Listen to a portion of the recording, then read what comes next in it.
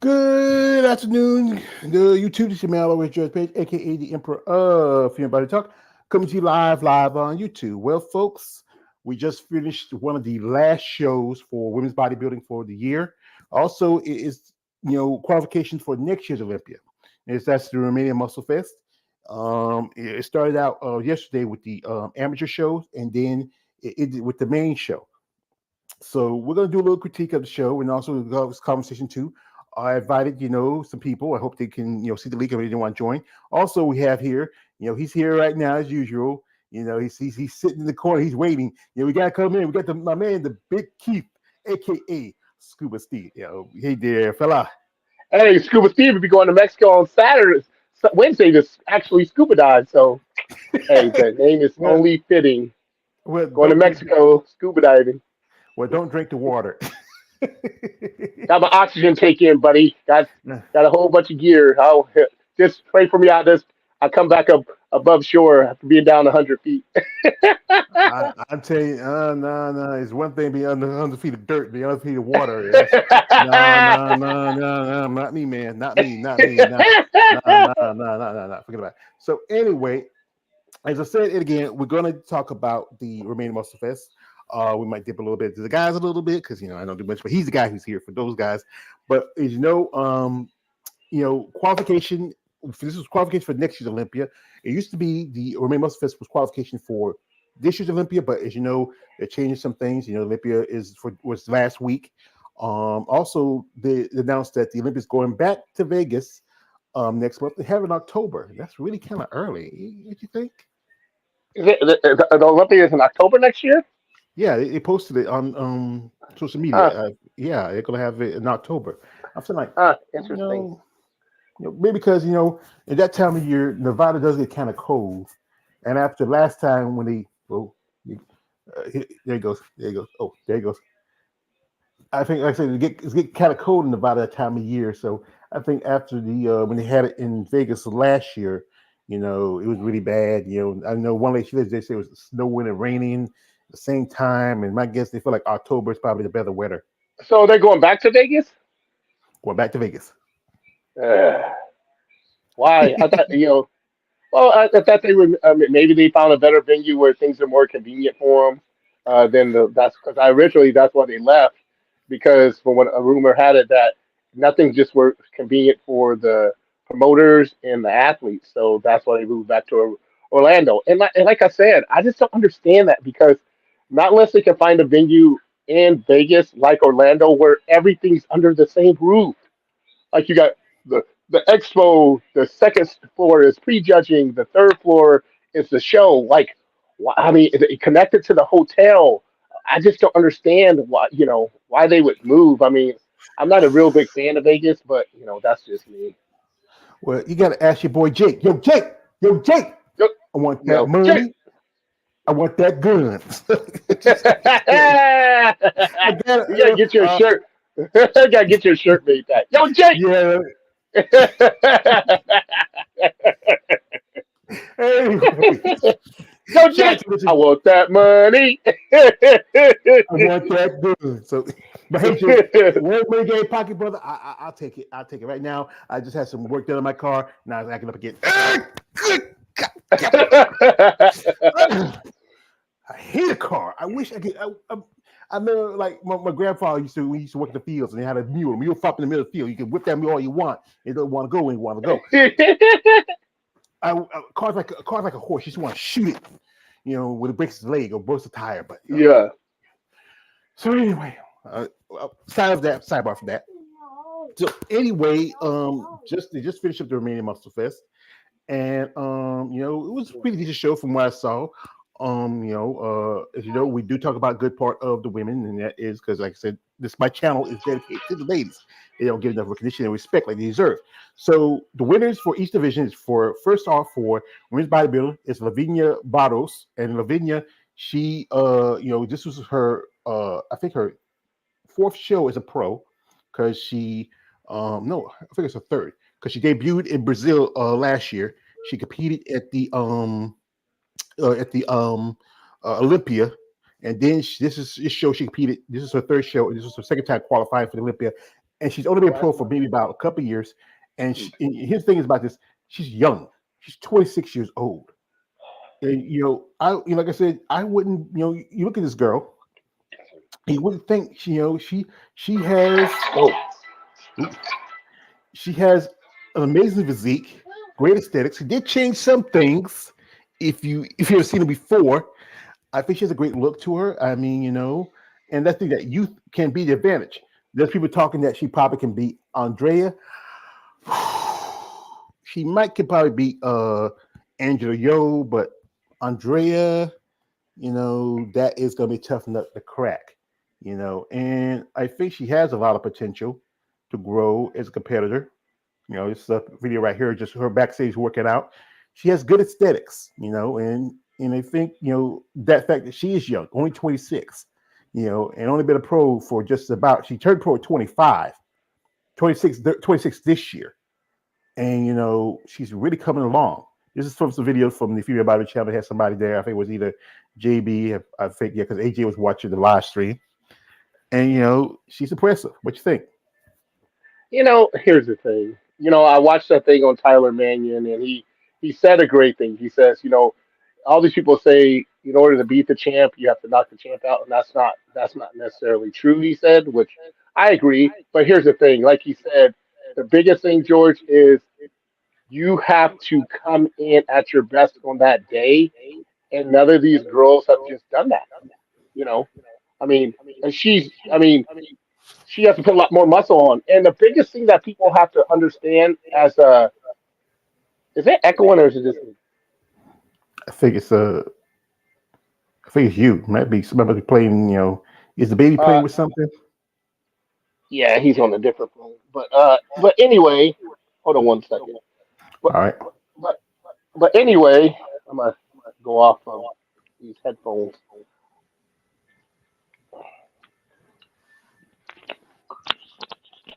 Can you hear me? Yeah, I can hear you. Hello? Can you hear me? Yeah, I can hear you. Can you hear me? Can you hear me? But the biggest thing, when it's all when we're talking about this, is a matter of like when you look at when Tyler was breaking down Hade and Derek, when you break down, if you put like her next to Andrea, everybody sits there and see these people not next to each other. But if you break down, like if you put them next to each other, like Tyler did, with the first and second and third and fourth, you start seeing the flaws in like Angela. I mean, like if you put Angela and Andrea together and you start comparing the two, what you start seeing things is the waist to lat ratio, we call it as judges or as athletes. Things like that. The way Andrea body flows, her waist is like this big, kind of like Gilman's waist is this big. We call that black girl waistline. But then it makes her back look this big and her legs look this big. And so when you're talking about these athletes, you're going to have to put them together side by side and then go through pose by pose, which Tyler Mannion did a great job of doing. And it made me understand because I had actually Hottie winning, but until I seen that video and he started breaking down pose by pose, one of Hottie's legs were smaller than the other. When they were comparing the waistlines, Derek's waistline was Hottie had a small waistline, but Derek's waistline was smaller. So when we get back to the women's aspect of it and do the same thing, Andrea has that tiny waistline. Angela, because of her powerlifting background, waistline probably isn't as small as Andrea's. But then when you when you go to Andrea's back, you know, uh, her back is like Dennis James had quote when we were at the World Championship. Her back is better than some open men guys' back. So when you're looking at these things, the quads, the glutes. So when you're looking at these things, you can look at her by herself. Everybody looks good when they're by themselves. But it's when you stand next to somebody like Andrea, it then takes a whole different, gives you a whole different outlook on the situation. And until Tyler broke that video down, which I thought was amazing, pose by pose, every single pose, I was like, you're right, I get it. So everybody can say in the death threats and all this other shit. The person like we talked about before, who now is she a girl that can be a top three girl? Yes, but that 1 and 2 spot, Angela is not going to get worse. She's going to. And she was mad because people didn't acknowledge that from last year to this year she put on size, which she did. So she's going to keep adding to that frame of hers. Angela is to make it better. So these other girls are going to have to do the same thing. It's just hard to chase after Andrea because even her frame is not maxed out because her waist is this little. So if you look at Andrea's picture and look how little her waist is, look how big it makes her quads look. And a lot of it's how she posed. You know, look at her shoulders, look at her back, because her waist is so small. And Dennis James said this to me, George, at Nationals when I was in Miami one year. The smaller you get your waist, the bigger it makes your legs look, and the bigger it makes your back look. So it creates this freakish kind of a look. Look at Derek. Look at Hade. Look at somebody. Look at the Samson kid from England. 6 foot, 300 pounds. His waist is this big though. So and he can add more to his frame in order. He is the future of men's open bodybuilding. Let's just be honest. Him and the Andrew kid, or everybody keeps talking about Nick You Walker. might need to But change your headphones. Something's going. what I'm trying to lead to is the same thing for females. When you're looking, Yeah, yeah. I think it's a. Well, let's get Big Brother Chet when, fixing stuff up when here. you're yeah, when you're looking at these girls, you have to look at them and compare them side by side and say, I mean, as young as she is, but you have to understand too, a muscle maturity factor goes into this as well.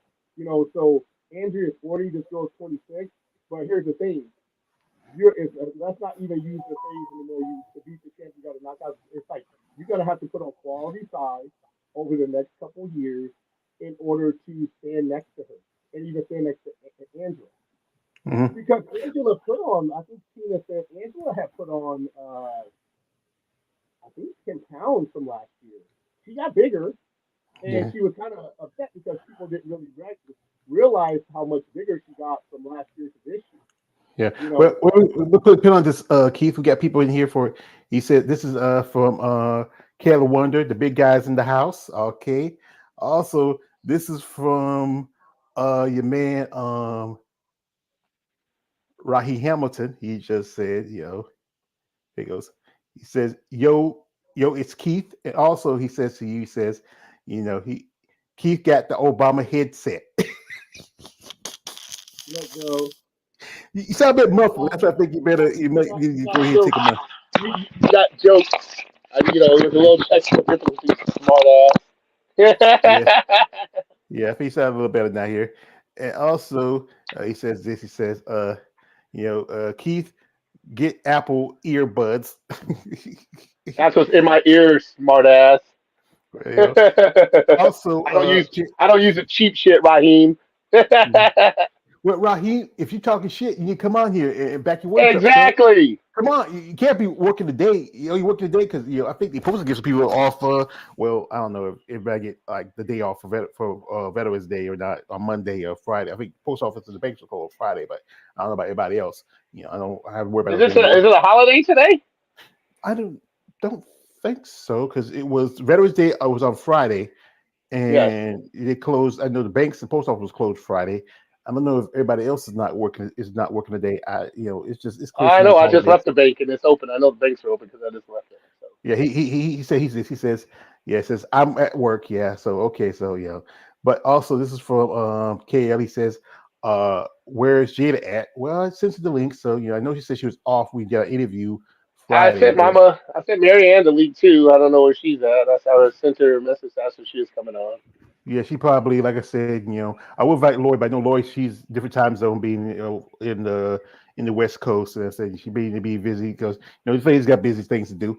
Also, this is from Stefan Prey says they try Texas for the Olympia. Well, it might. I mean, or Atlanta. I think those would probably be good choices.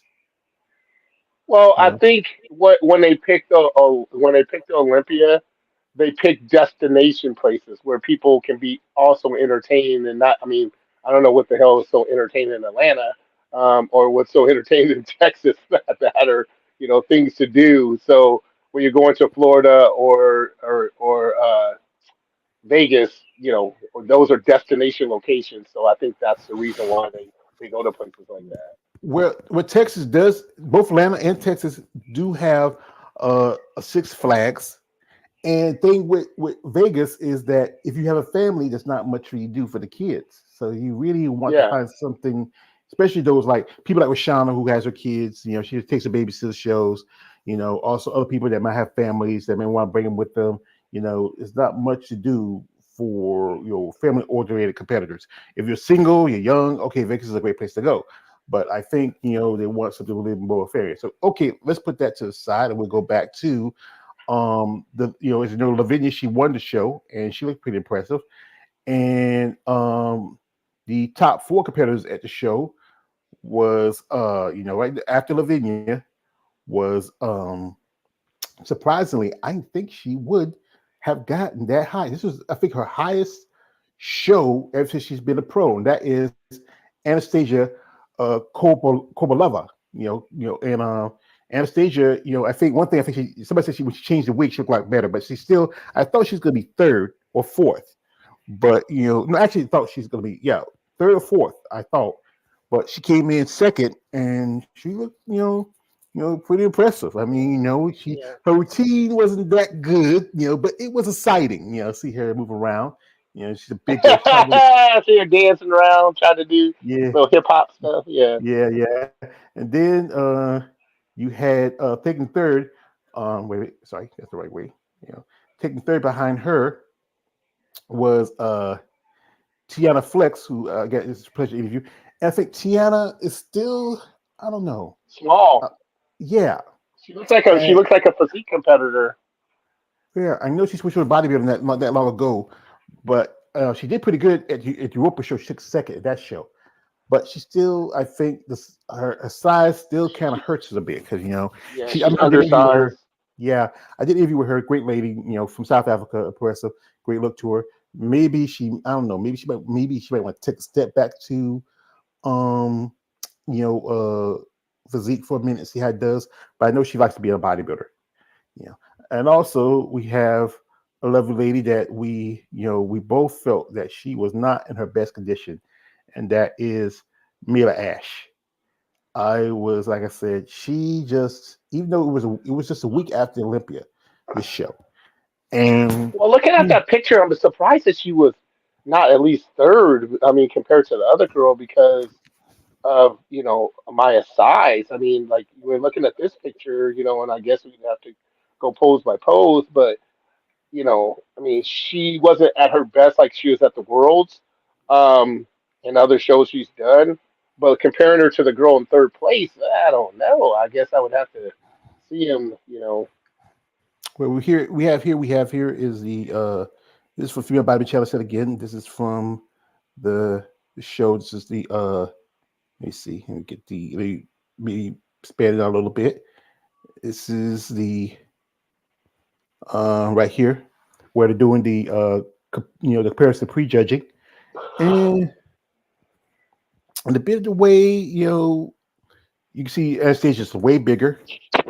I think even if you look at her shoulders, like right about the tricep area, Tiana's still a bit small, and Yeah, that's why like her versus Maya. I mean, like she doesn't have the size. I mean, maybe these pictures don't do justifications because we're looking at the recording, but she is super undersized compared to Maya.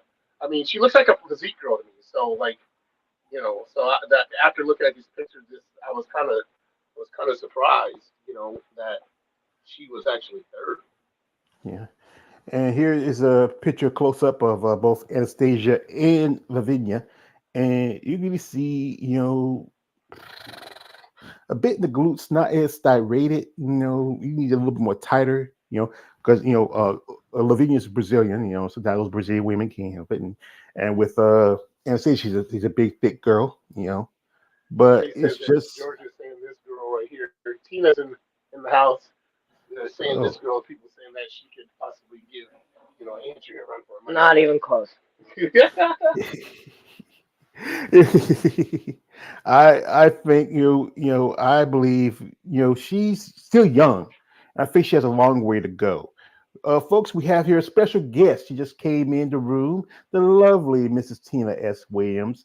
We have not seen her for a while, and thank you for bringing your wife in, Keithy. The smooths are Let me get excited. out of the Yeah, way. and like I said, she's only 26. So I think, like I said, the muscle maturity is not there yet. I think she needs more time to stew a bit. But she's going to win shows because she has the advantage of youth.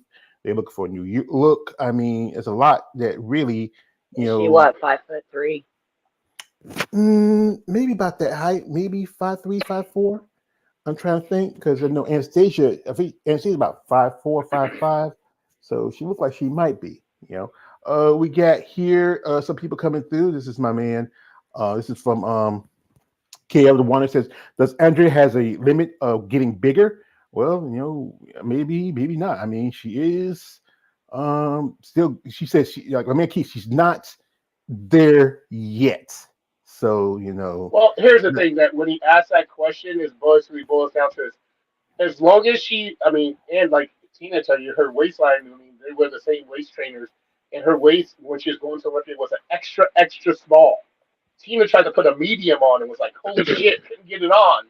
And so that tells you how small her waistline is. So what people have to understand in this sport, and Tina can tell you as well, the smaller you get your waist, the more size you can add to your frame. Because if you don't blow out your waistline, it's going to make your quads and your upper body look bigger, meaning your lats and your legs look bigger. So does Andrea have the capacity to put more size on?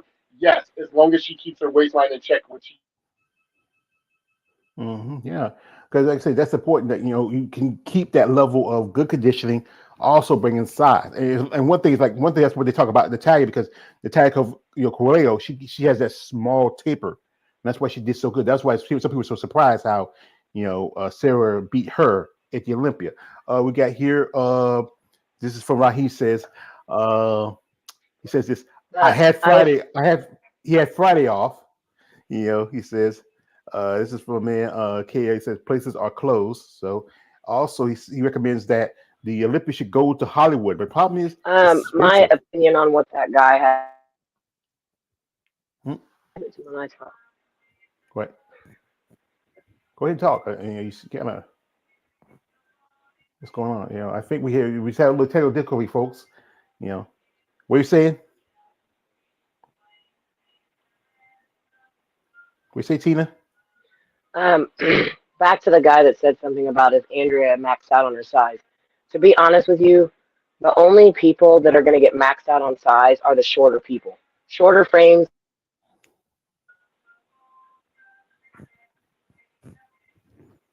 We had her so can because only carry so much muscle. The the taller girls are the ones that have an endless amount of size to put on. As myself, I'm almost 5'9". There is no too big for me. The shorter girls are the ones that get maxed out, and you can't get any bigger.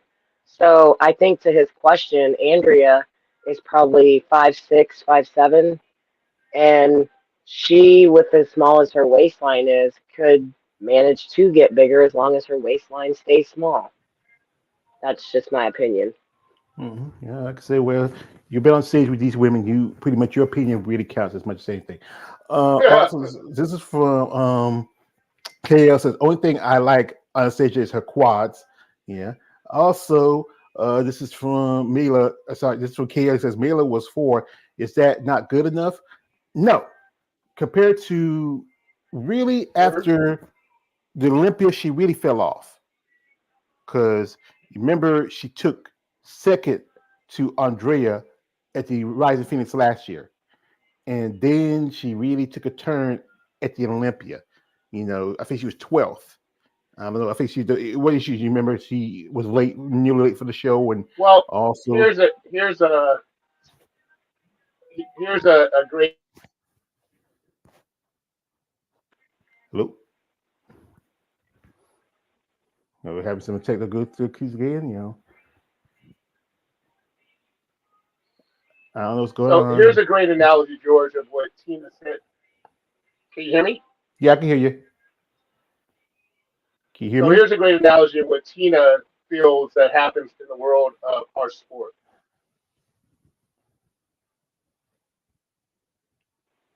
Uh-oh. We had to go in and out. So my personal opinion and what I have seen happen to people, myself, my husband, my friends that are winning shows, we get to a point where we're doing really, really well. And then say we take third at a show, it's the best we've ever done, or even won a show. And then you get the judges' feedback and they say, okay, well, this is what I need you to do. So instead of taking everything that we've been doing and sticking with it, Oh, we have some technical difficulties.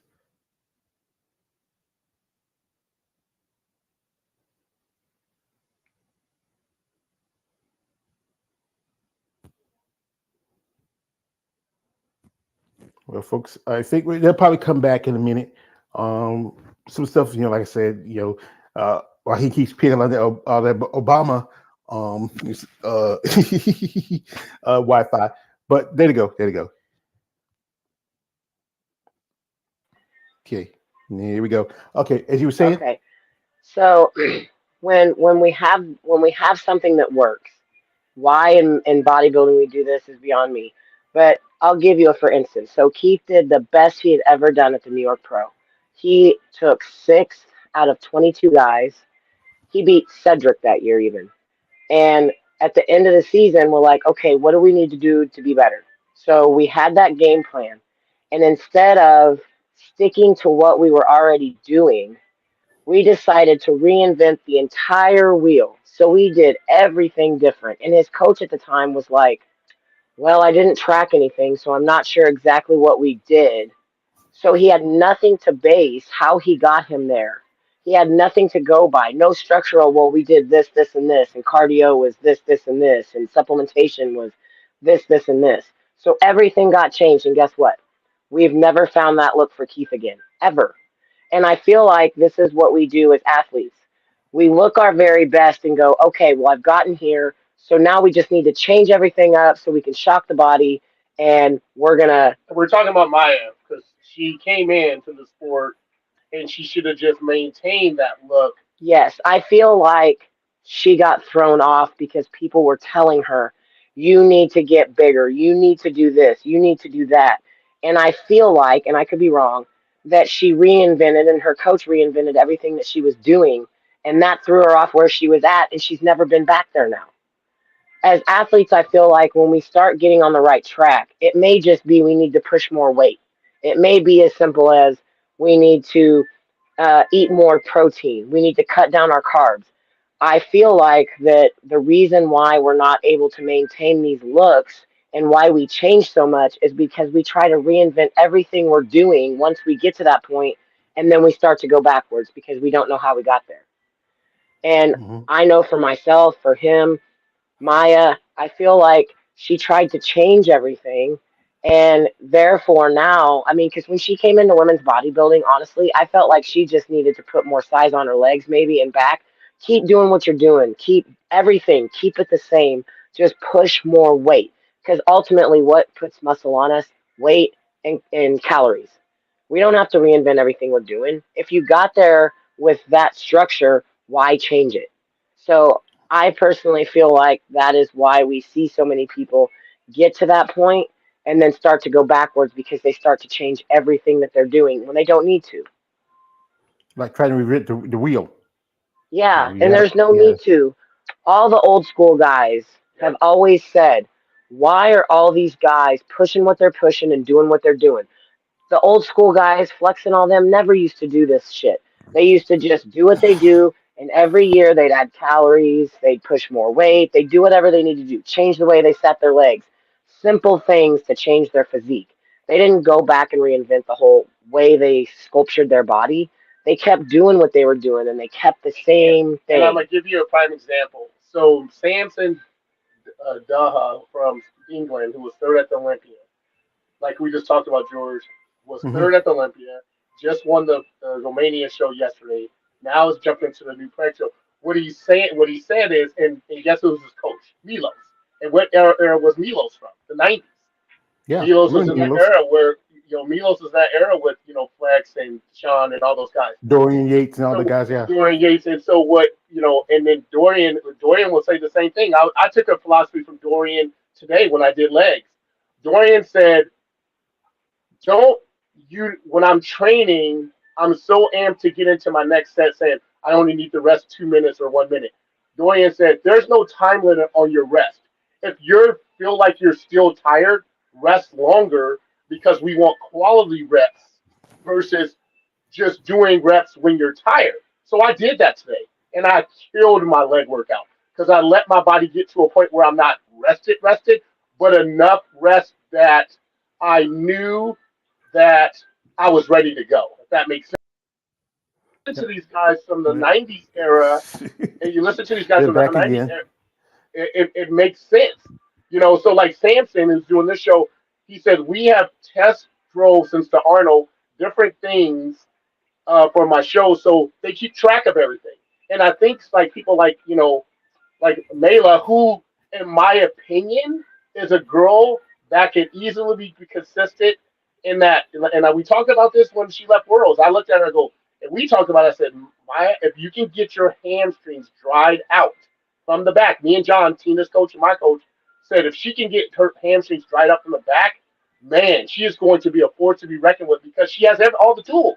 Yeah, So as we sit here and talk about the 26-year-old girl, and we sit here and talk about all these other girls, you got to understand there's still girls like even Chelsea. If some of these girls can just come and shake the girl who played six at the Worlds, who came from women's physique that we've been talking about. Mr. Tight.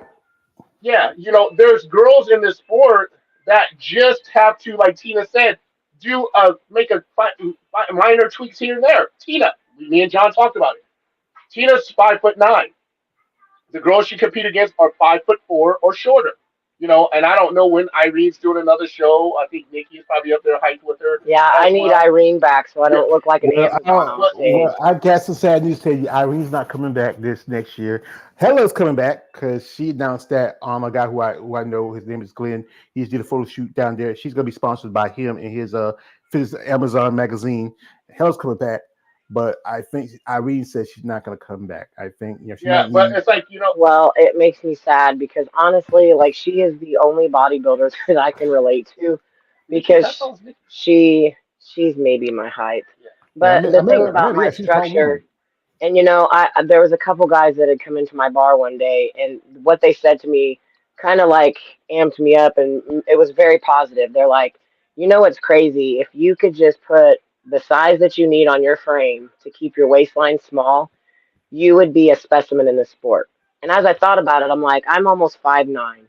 I'm like, if I did have the size on my bone structure and the waistline that is small, there would be no one in this industry. And I by far, I would not beat Andrea. That's not what I'm saying.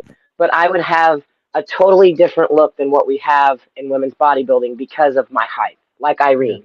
When yeah. Irene came in shape, she was huge, beautiful, and she just had lines for days. And that's what my body structure is like. I just have to get the size on it. Yeah, because I saw Irene when she did Savannah last year. She was a bit off, and I got to talk to her after. We got to talk to her a little bit, but I think she's a pretty impressive woman. Especially for she's a little over 50 now, and and still maintaining. But this is one thing. Like I was looking at the lady who won in physique. Her name is Waluka Waduka. She competed in women's badminton a couple years ago, but she went back to physique. She won the show second time. She won it last year. That's where you got a qualification. She did Europe also. And if you look at her, I'm gonna pull up a picture here. She looks almost like Mela in some ways. Especially, I think she might be just even a yeah. little bigger. And this is women's physique. And this is the way I say that. I think her waistline looks bigger, but I could be wrong. I can't see her waistline. Yeah, I think it might be a little big the waistline, but Oh yeah, about the upper body and your lats are almost like Mela's in a bit of the way. And I did But yeah, comparisons her with waistline's blown out a little bit. but again, yeah, I mean, when we look at this picture, she, this is borderline bodybuilding again. This is what I'm talking about. She's thick here. You know, yeah, it's when you look at these girls. I mean, when you look at these girls, come on. I mean, seriously. I mean, like, I mean, it's one of those things where you know, it's like the girl who. I mean, if you put this picture, George, next to the girl who won women's bodybuilding, um, you know, what are we talking about? Seriously. I Well, mean, that's I Carrie. don't know. I feel like women's physique should be a smaller, muscular version, kind of like her, that is more conditioned. And women's bodybuilding is what Andrea looks like and Angela looks like. Yeah, In my this is opinion, you have thicker but less conditioning. Carolina Alvarez dos Santos. She took second in the show, and she earned a qualification at Portugal, and she competed. Took second to Evie Rain at the Masters Olympia. She supposed to have competed, but she issue was that she couldn't make the show. I think visa issue or something. She took second in the show. She didn't like the fact she took second compared to Raluca. And then Well, this is and the yeah, and then we will show the lady who took third. We should have it right here. This is the lady who took third. Her name is Sahara. She's from Iran. And Yeah, if you she's look, thick. she's thick. and she earned a pro card last year in physique at the in the European you know She has a thick Olympic. waistline and she has her conditioning's way off to me. Mhm, yeah. So you think she might be more if you come in better condition? She thinks she more women's bodybuilding and physique. Yeah, her conditioning's way off though, to me, in my opinion. Yeah. And she's got a super thick waistline. Also, there's a lady here who just turned pro. I should have a picture in a minute. Let me pull it up. There. Go here. I was talking to Key earlier, and this lady, she turned pro um, at the day before the main show. She turned at the amateur show. Her name is Natalia. Her last name, I don't know how to say it just right yet. It's Russian. And this is her. This lady is 55 years old. She's older. And she looks like she could be in her mid 40s, but she's 55. And you look at her, it's just she took this is her debut. She debuted at got a pro card at the Romanian amateur show. Then she took fourth in women's physique. Was she masters or open? This was open. I don't think Okay. the Romanian has masters. This was open. She looks better than the girl that you just showed me. Way better. Yeah, and this woman's like she earned her pro card both in women's bodybuilding and women's physique, but she decided to compete in physique. And She looks more like a bodybuilder to me. yeah, but I It's think the like I said, thickness of her muscles. yeah. Well, it's with a lot of the older women I've talked to said that they rather do physique because it works for them because Well, yeah, I they're mean, much older. women's bodybuilding is hard. I'm not saying women's physique's Well, not hard, it's but just like and Jada said it best last week when she says, "I went to women's bodybuilding, but it was so hard on her body."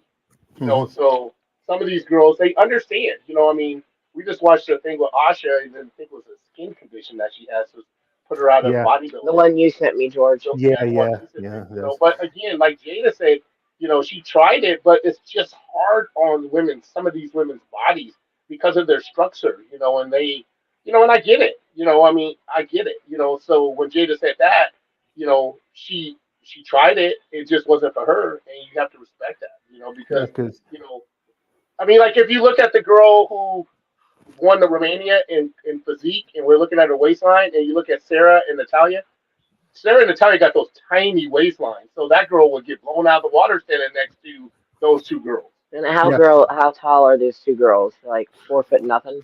yeah. I think Those physique girls. I think I think Sarah might be a little slightly taller than Natalia. Uh, And I know Luca, she competed last year because she earned a pro card. Both she actually earned her qualification at Europa, the same show that Axion earned her Olympic qualification, and then she did because she's from Romania, and she earned her she won that show in Romania just like Axion.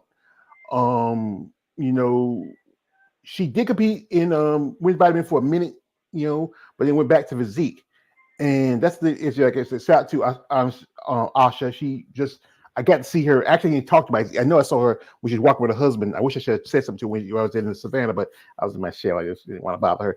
But she had a great physique. And I understand now that what's going on with her, I think it's important for her to value her health more than anything. This is a sport. You can leave it, go on, live your life.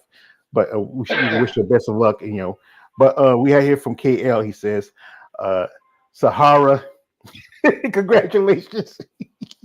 And also, he talked about Natalia says 55. He's surprised. Yeah, and I'm telling you, it's just as we say, the divisions are just get to the point where, you know, They're blending. yeah, That's on the judges. That's not on anybody but the judges. yeah, because they keep debating and saying that hey, we're gonna this, that. Like Tyler Manning came on the video that Keith showed me how he talked about Derek and Heidi, like that, and it's just it's up to the judges. If the judges feel like like if Carolina should have won that show, she should have. If she can qualify, if she can make it to Olympia, I mean, I they feel like we need to have weight classes at least in women's bodybuilding. Why do we have it in everything but women's bodybuilding? I well, they mean, did. come on, you can't. Michaela and I standing next to each other behind backstage is a joke. People laugh about it. I am 5.5 inches taller than her. She comes to my chest. Her head comes to my chest. How do you even structurally judge that? It's like an apple and an orange.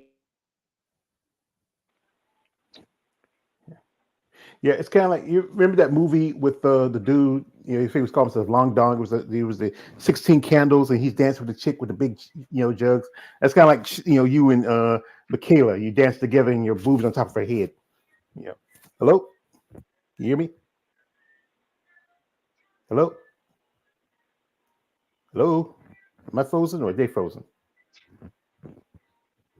Can y'all see me? Hello, hello. Oh, folks, this is again we have technical difficulties. I'm wondering if they can hear me. I can see them, and they're kind of moving a bit, but they're not responding. Wave your hand, like yeah, okay. So, all right. So, yeah, I think he did have the weight classes about right after the 99 Miss Olympia, and then they had it for at least 4 years, and then when Iris lost to, they changed it, they dropped it when Iris came back after she beat Linda Murray. And they should do the same thing. Like now, they change the after the Olympia. Now they're gonna change the criteria for men's physique, but it should spill into the other divisions too. But we all know that men's physique is a division that's more attainable for people who want to compete. It gets more attention, and they talk about how there's so many guys, but then these promoters, we can make a fast turnaround with men's physique and bikini than with bodybuilding. We got here from Raheem. He says, I never seen 16 Candles. Oh, it's a classic movie. You should check it out. Also, he says, oh no, Keith is frozen. LOL. Whatever. But it's just, yeah. But it's just that you keep changing criteria. They tell you what I'm always walking to say. Oh, they like the girls who are fuller, but you ain't supposed to be full in physique. That's in women's bodybuilding. I was a lady who follows me on she was at the show that was the Allegiance show right after the Romania Musclefest. After the Rise of Phoenix, the Allegiance show, and the lady who took third in women's physique, she said that she liked that she was full of muscle. But I said, to me, if you want full of muscle, that's physique. The lady who took second should have been first over the girl who took first, who just competed in figure and switched over to physique. Y'all can hear me? I think I might have to go in and out. Yeah. Hello?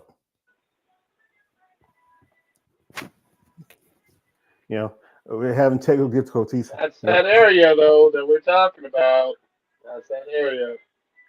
Yeah, it's getting crazy where you don't know, the difference. If you go backstage now with Tina, I know her. I see like, yeah, I can say she's a physique competitor. But then when I look at some other girls saying, "Hey, are you physique or bodybuilder?" But then say, "No, I'm this." You look at figure girls. You're thinking like, Jessica Reyes Padilla, who just did a show in Texas. And that's her fourth show, not counting Olympia this year. She's already qualified. And even her, where she's getting to that point where she's getting more like maybe physique than she is figure. I don't know if y'all agree with that.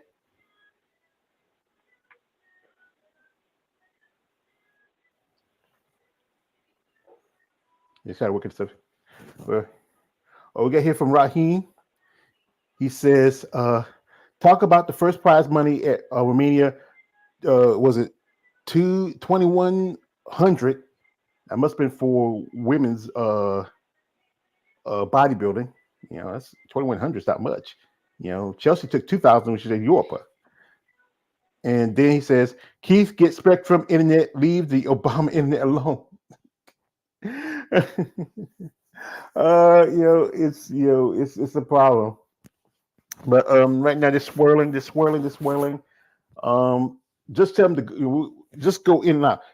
If y'all can't make it, like I said, they just issues are going to hit. But KL, you see the link in the comment section. If you're still on, you want to come on a little bit, to get back. I sent a thing to Jada, I thought she'd respond, and we're hoping to get some more people, but maybe she just need, I don't know. But as we say like this, the divisions are just there's no the judges and the judges just need to set the criteria. They need to settle down what they want to see in the women's divisions.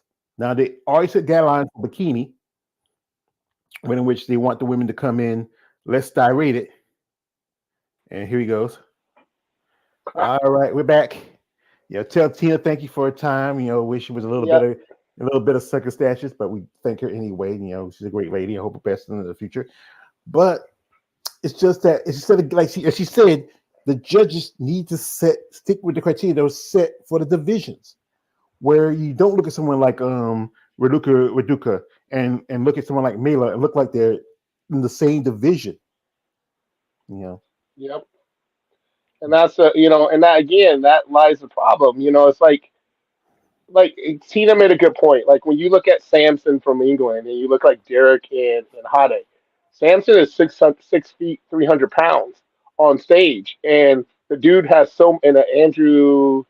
I can't remember Andrew's name, who's another 6 foot tall dude. They kind of have that Tony Freeman-ish. You remember Tony Freeman, the X-Men shape, where people have to understand when Charles Glass explained it to me how bodybuilding works. Bone structure and bone density plays a lot in this game.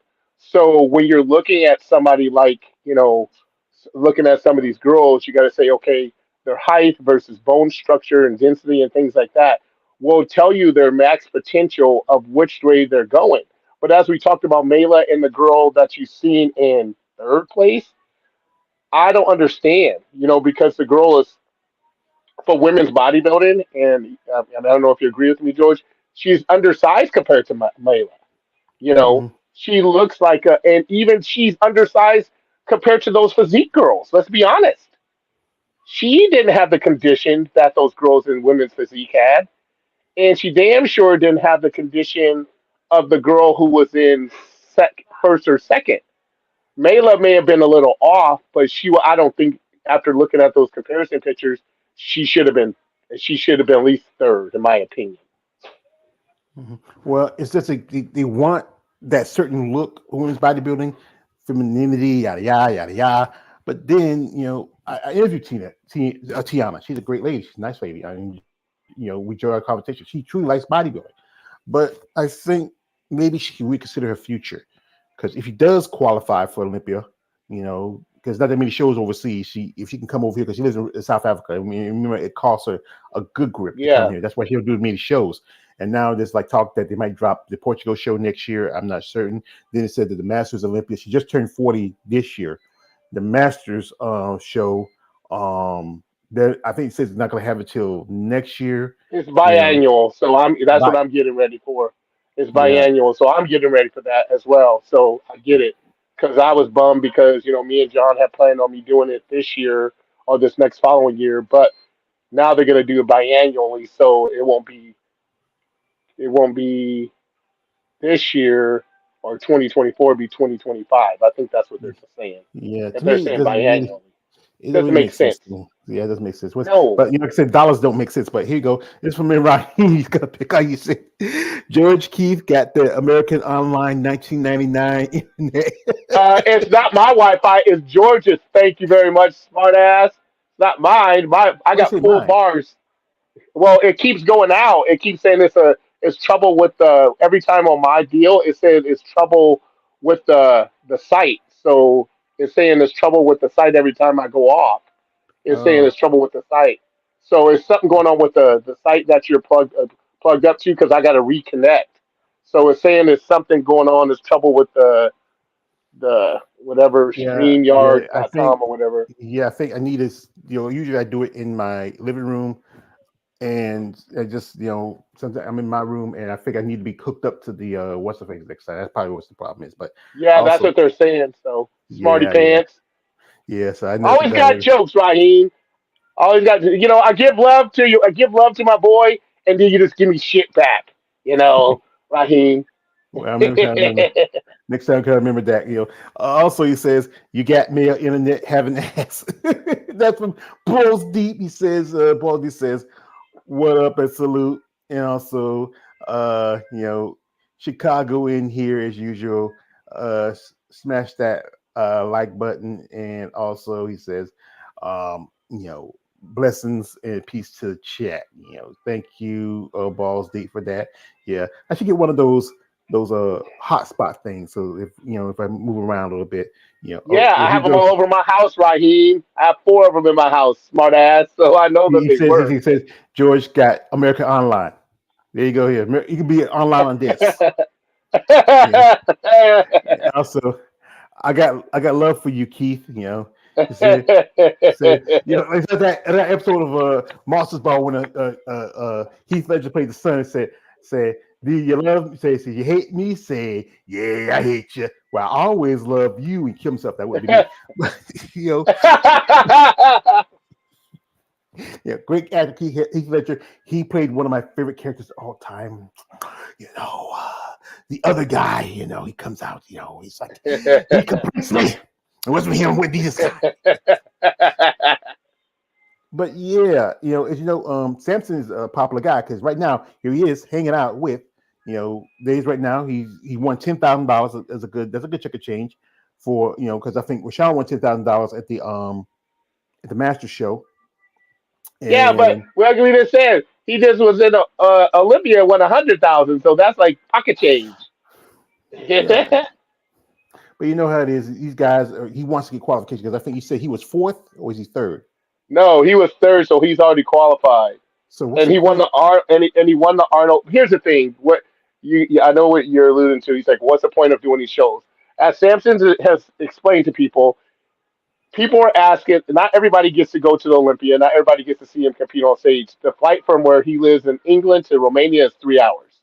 So he's giving the fans what they want. Like this weekend, he's doing another show. He's doing the Czech show, Czech Republic show, Frog the, show, the yeah. Prague the Prague show. He's doing that. He just decided. He just announced it today. He says that was the first show he won. That turned the corner on him being where he's at now. So he's giving back to the fans. He's giving back to the fans. And I sent him a message. I said, here's the thing. Flex will tell you, Sean will tell you, Dorian will tell you, Kevin will tell you, Roddy will tell you. Those guys after the Olympia would go do 4 or 5 shows overseas because they're lining their pockets, to make more money. And Mhm. they were in shape. So think about it. If you just won the Romania, now next weekend you stay in shape. I think he went to IHOP after he won the. Or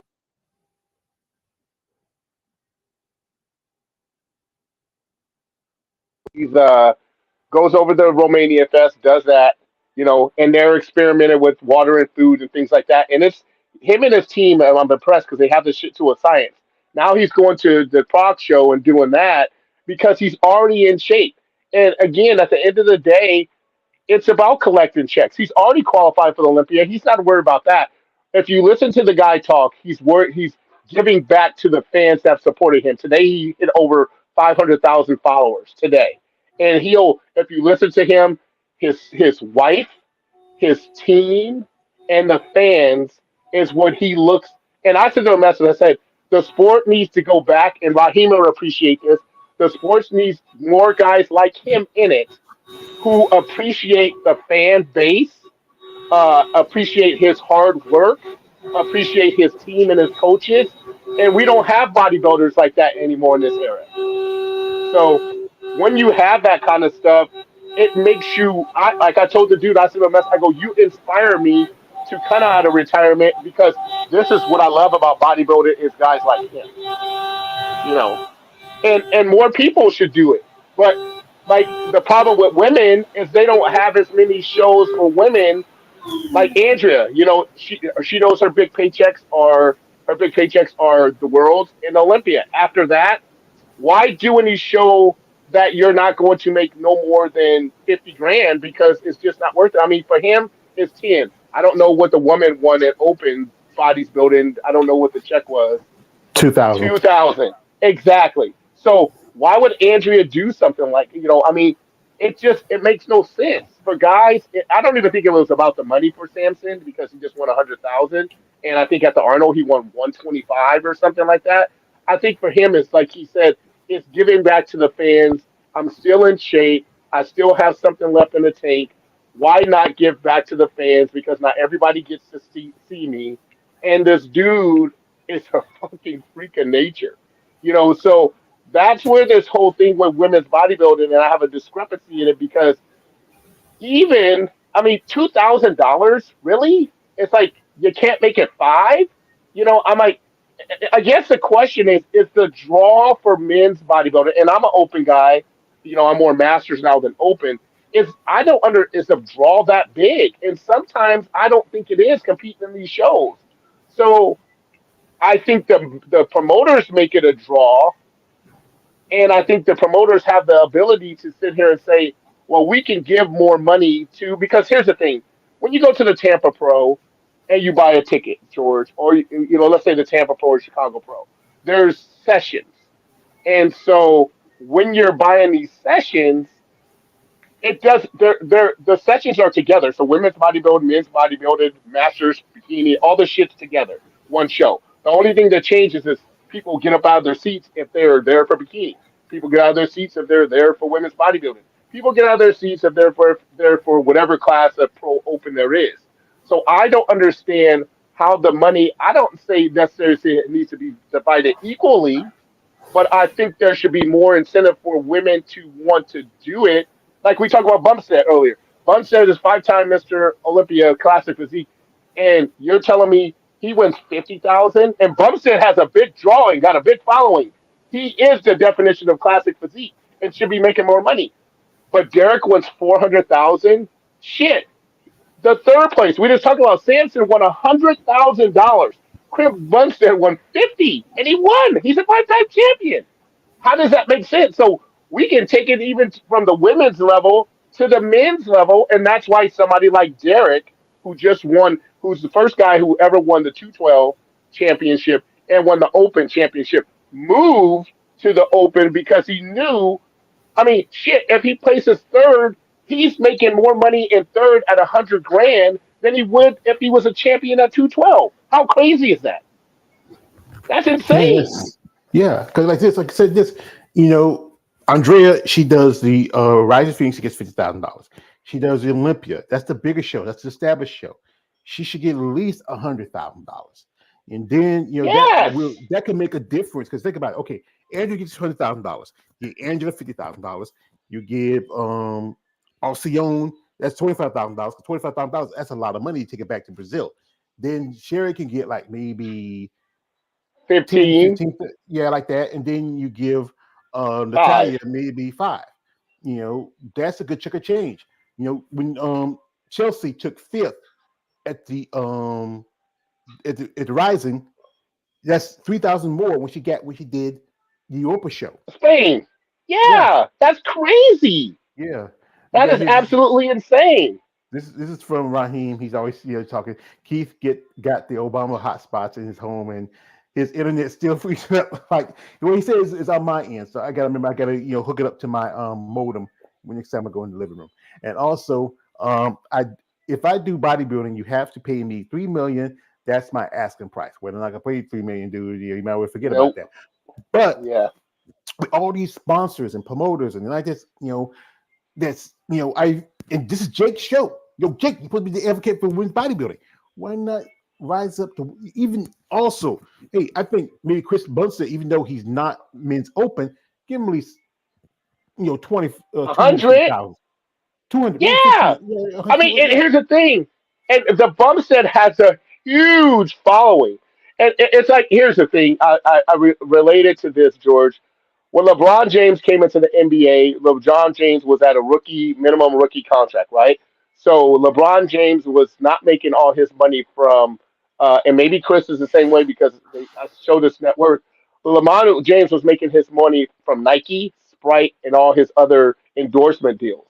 I think somebody like Chris Bumstead is he wins 50,000, but I think with the sponsorships that he have, he's probably making money from these guys as well. And I'm just being presumptuous. I don't know if that's true, but you're absolutely right. It's like if I guess the question that I would have to ask, even as an open men and masters pro IFBB pro bodybuilder, is our sport, our class, that big of a draw? That would just be the question, I guess.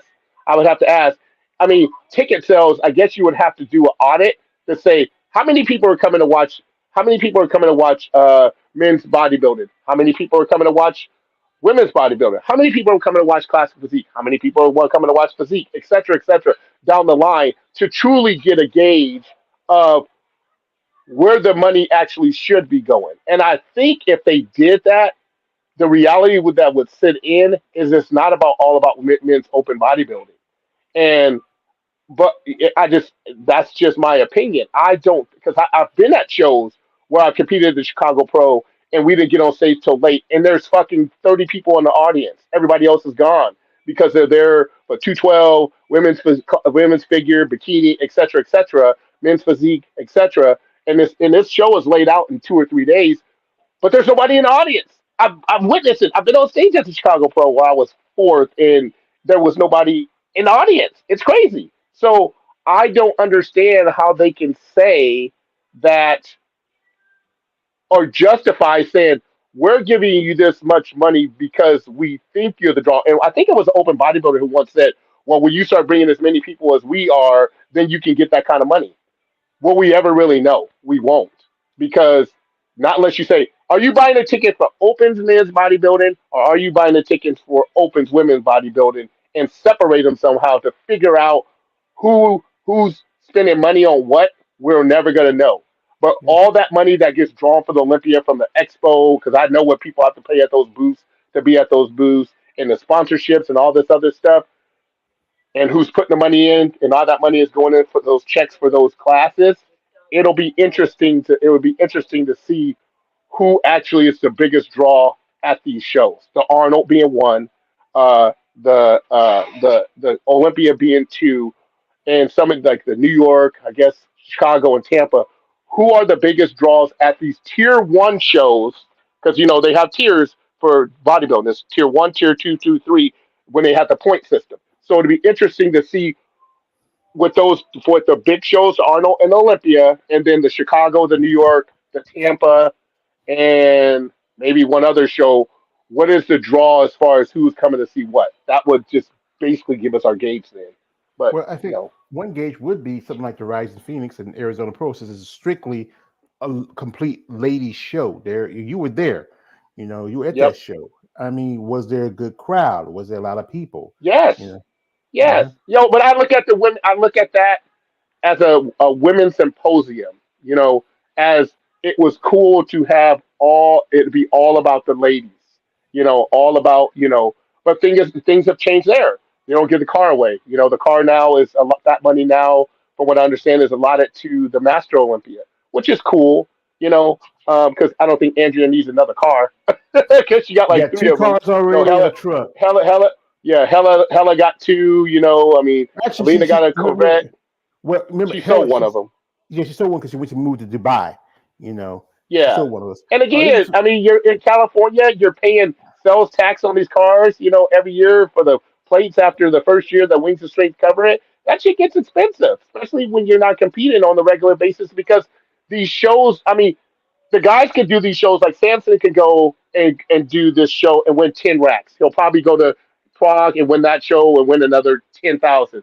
Plus, he just weighed 125 at the Arnold, had 100,000 at the Olympia. So the dude's made $300,000, $400,000 for 4 shows. A woman, Andrea, in the 2 shows, she's only wins 100,000, and she's the best in the world. Chris Bumstead wins 50,000. So I mean, how is that fair? I mean, Yeah, they got to work just as hard, don't you think? yeah. And good example like this, like someone like Natalia Coelho, who did before she did the Olympics, she's already qualified. We talk about this. She done 2 shows. She did New York and she did Pittsburgh. And I think with the Pittsburgh show, Sarah Vickers put up like $15,000. Okay, so you do New York, do Pittsburgh, and I think they give Wins Physique $40,000 for top prize. So you get maybe Where? I think don't Physique get 40 or they get 52. Wins And Physique, where at the Olympia? yeah. Because once I thought it was 40. I would have to look that up. I think it was I 40, 35 or 40. Yeah, I think, and then you're doing shows, because I said this after she lost this to Sarah Vilgas, she's gonna do probably 2 shows. There's a show coming up this weekend, the Atlantic Coast show in Fort Lauderdale. She might do that show for the hell of it because she lives in Florida. And I mean, last year she did at least, she did after Olympia she did the Legion Sports Fest. No, before Olympia, before after one of them, Legion Sports Fest. She did a show Yeah, at in least it's just Atlantic before Coast. the Olympia. Yeah, that was back last year because when they switched over, because Yeah. back in December, she did the Village Sports Yep. Fest. She did um another show. Then she did a show in Brazil. She did New York, and I think she did Pittsburgh. I think she did 5 shows. But so I heard that Natalia got money. I'm like Sarah, she got money. But Sarah doesn't do a bunch of shows. We got here. This is from Money J says, Lavinia, I knew was clear winner of the Romanian women's bodybuilding category. Yeah, okay.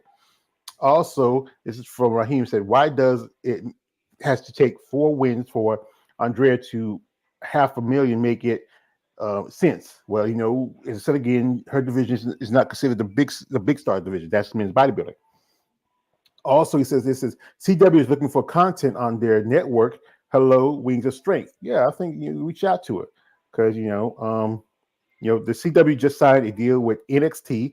Hello, Wings of Strength. He says strength. He says sorry for the misspelling. Why you need to read? You need to read. So, and this is from Proofread. yeah, this is from Balls. He says life ain't fair. That's true, but it should be better.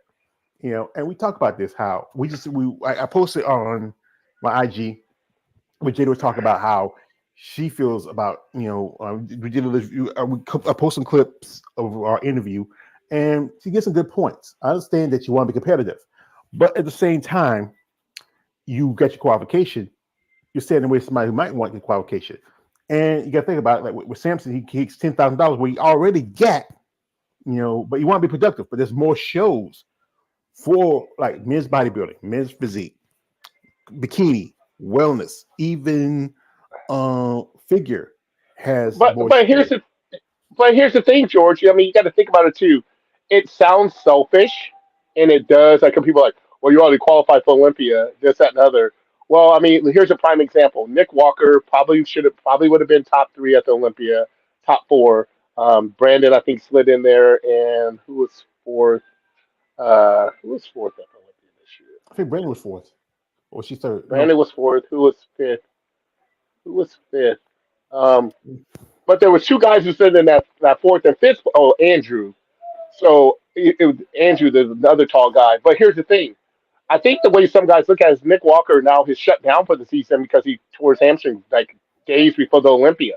So and he had only did 1 show. So that, let's just say that cost him at least 100 grand, if not, more, because we don't know. Everybody had him as one of the front runners for the show. So when people say, well, I don't understand why a person's doing a show, if you're able to collect as many chips as you can in the season, why not? I mean, I understand people. It's people's like, well, you're still in spots from other way from other people. Be better. Man, be better. I've watched Dexter fucking come into the Tampa Pro after qualifying for the already qualified for Olympia and still do the Tampa Pro. And and I see him do it, and he did the New York Pro too. And you know what I look at Dexter and say, why are you stealing my checks? Because he knows he's gonna win. I said, why are you coming here stealing checks from us? Because he can, because he can. And this dude was in his 40s then when he was competing. But Dexter, I've watched Dexter. I competed in Tampa, and he come in and win the Tampa.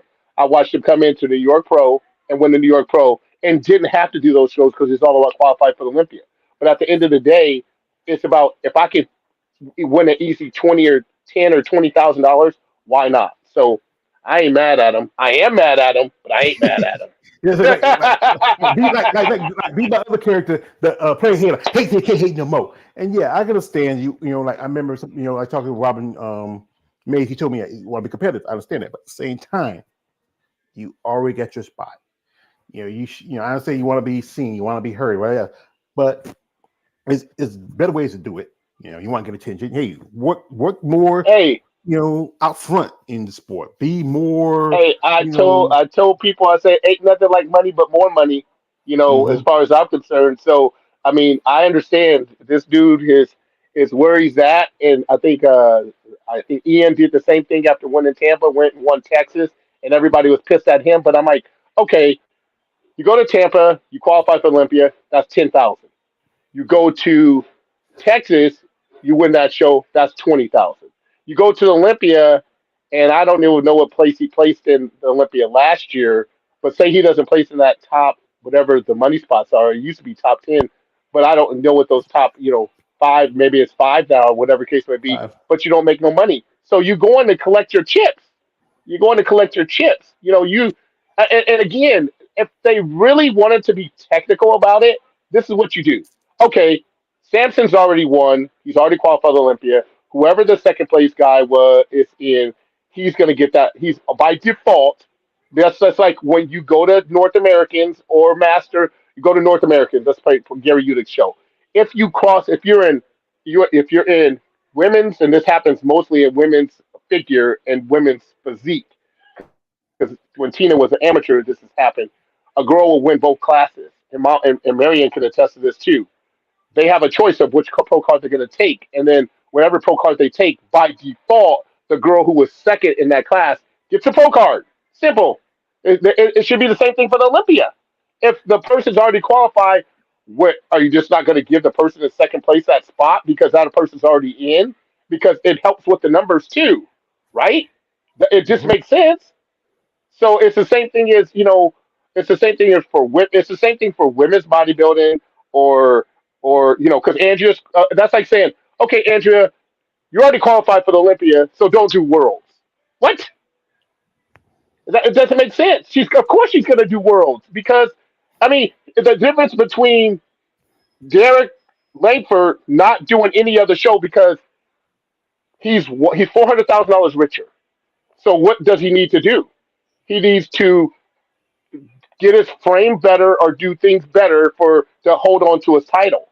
So that's why in the history of the Olympia, you don't see the fields. I think Ronnie may have did it once, or maybe Ronnie may have did it once and went back and did the Arnold. But you don't see the champions going out and doing the other shows in the open class because it's a $400,000 paycheck. You can do. I mean, think about it. If you're Samson was third, he won 100,000. Then there's 75 or whatever the case may be. A guy who does these open shows, like any of these open shows, I think the top money is besides the Arnold is like $20,000.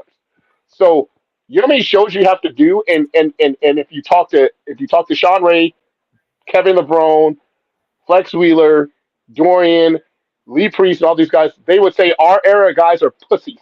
You know why? It's because those guys at the top of their and being the best, they would still go to show after show, all of them together, and compete against each other at these other shows in Russia and all these other places.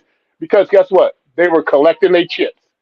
So, I mean, the only person that probably you didn't see do it was Ronnie after winning, but all these other guys who were placing second and third were going on to these other shows over in Europe, and the money is different now, way different now, and way more than it was when these guys were competing. So that's why they were going over to these shows because the promoter is like, hey, come over here. The prize money is 10, but I'll give you another 10 if you come over here and do the show because he knows how much money he's going to make at the door. Makes Yeah, sense.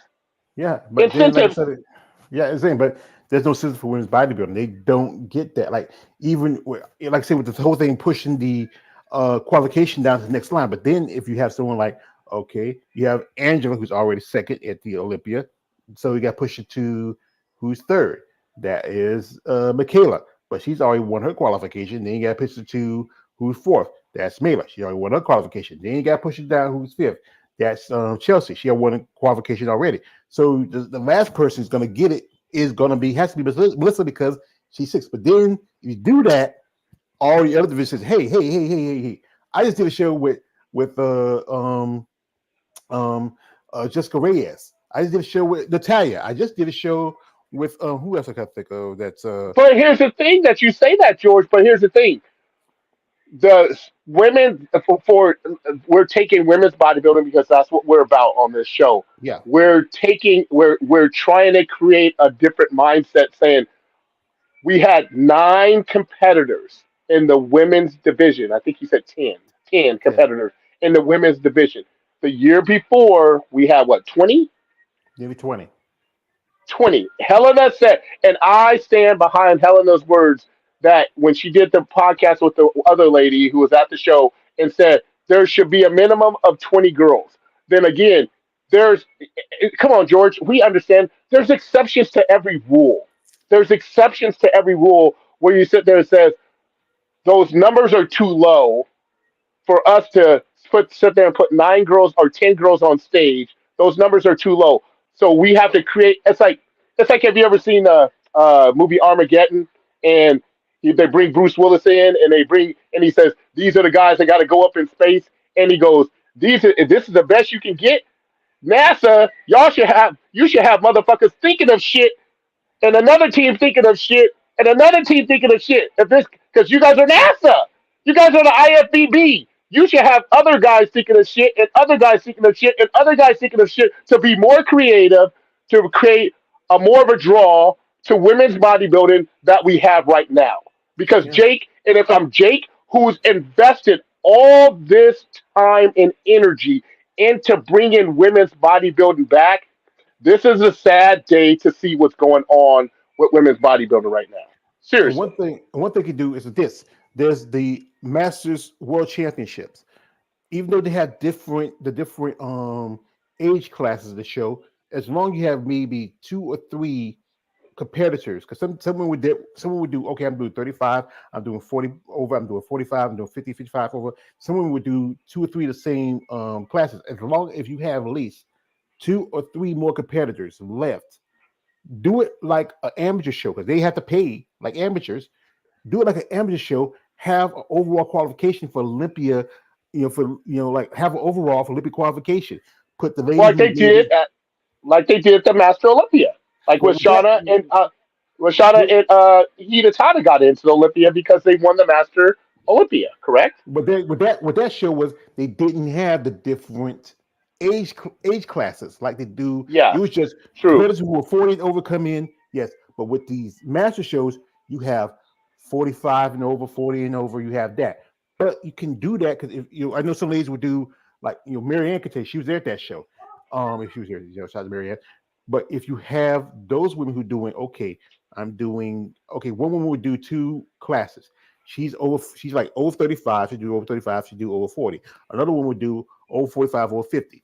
And there's even a woman who could do who's 70. That's all 2 of them in both in women's bodybuilding and physique. Who would do 70, over 65, I think it was. But they need to, but they're not gonna do it because the fact is there's no money in the masters, as they say. You don't even like you remember you did masters and you say you do You're too well. paying to play. You're Hmm. paying to play. Hmm. Here's a prime example.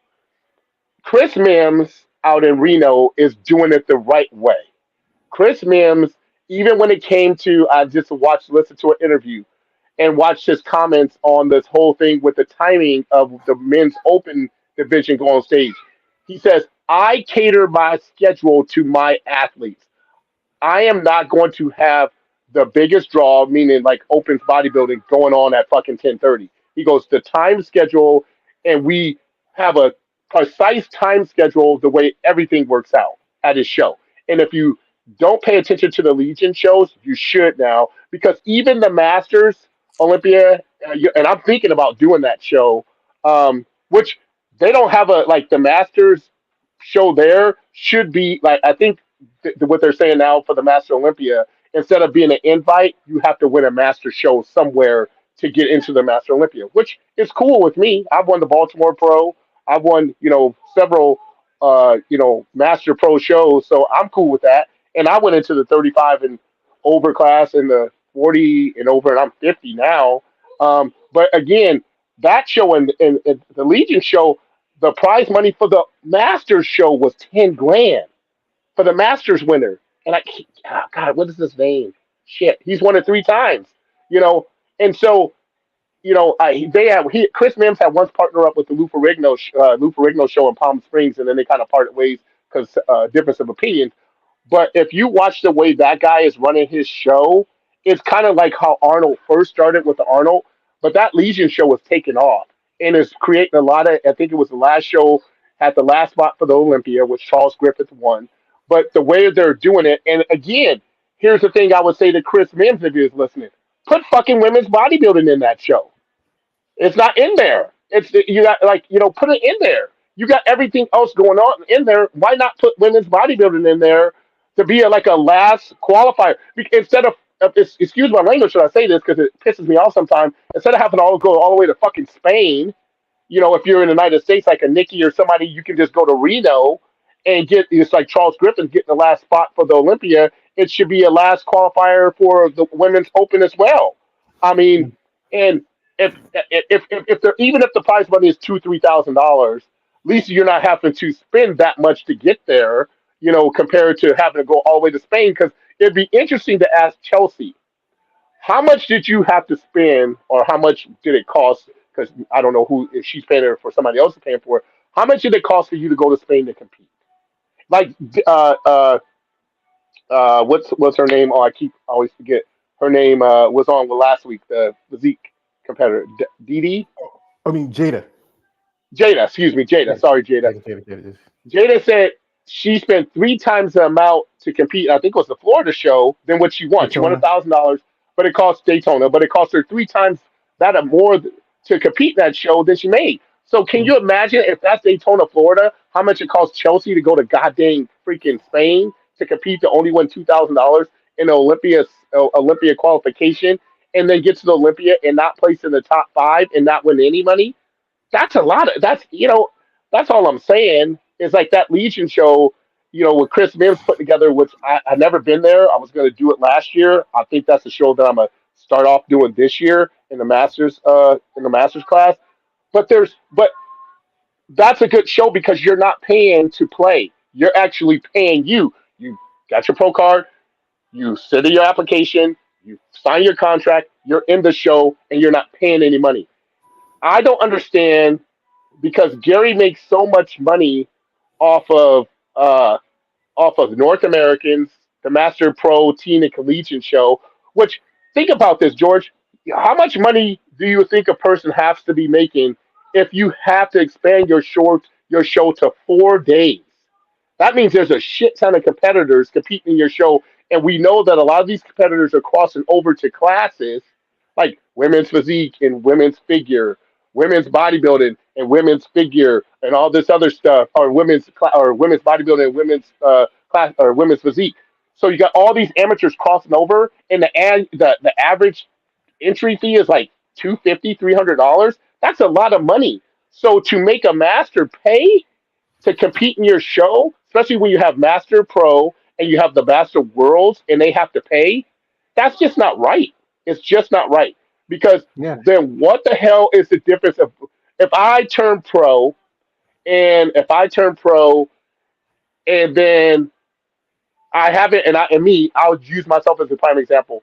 If I turn pro and now I'm doing all the open classes, and then I want to do a master class because I'm like, in my opinion, right now, I just don't want to compete with the young guys. Somebody asked me that, I go, I'm 50, so to put my body through all, and I'm in great shape, but I'm not going to compete with some of these young bucks. I'm just not going to do it. For men and women, it's different. watching the Nick Walkers and some of these guys.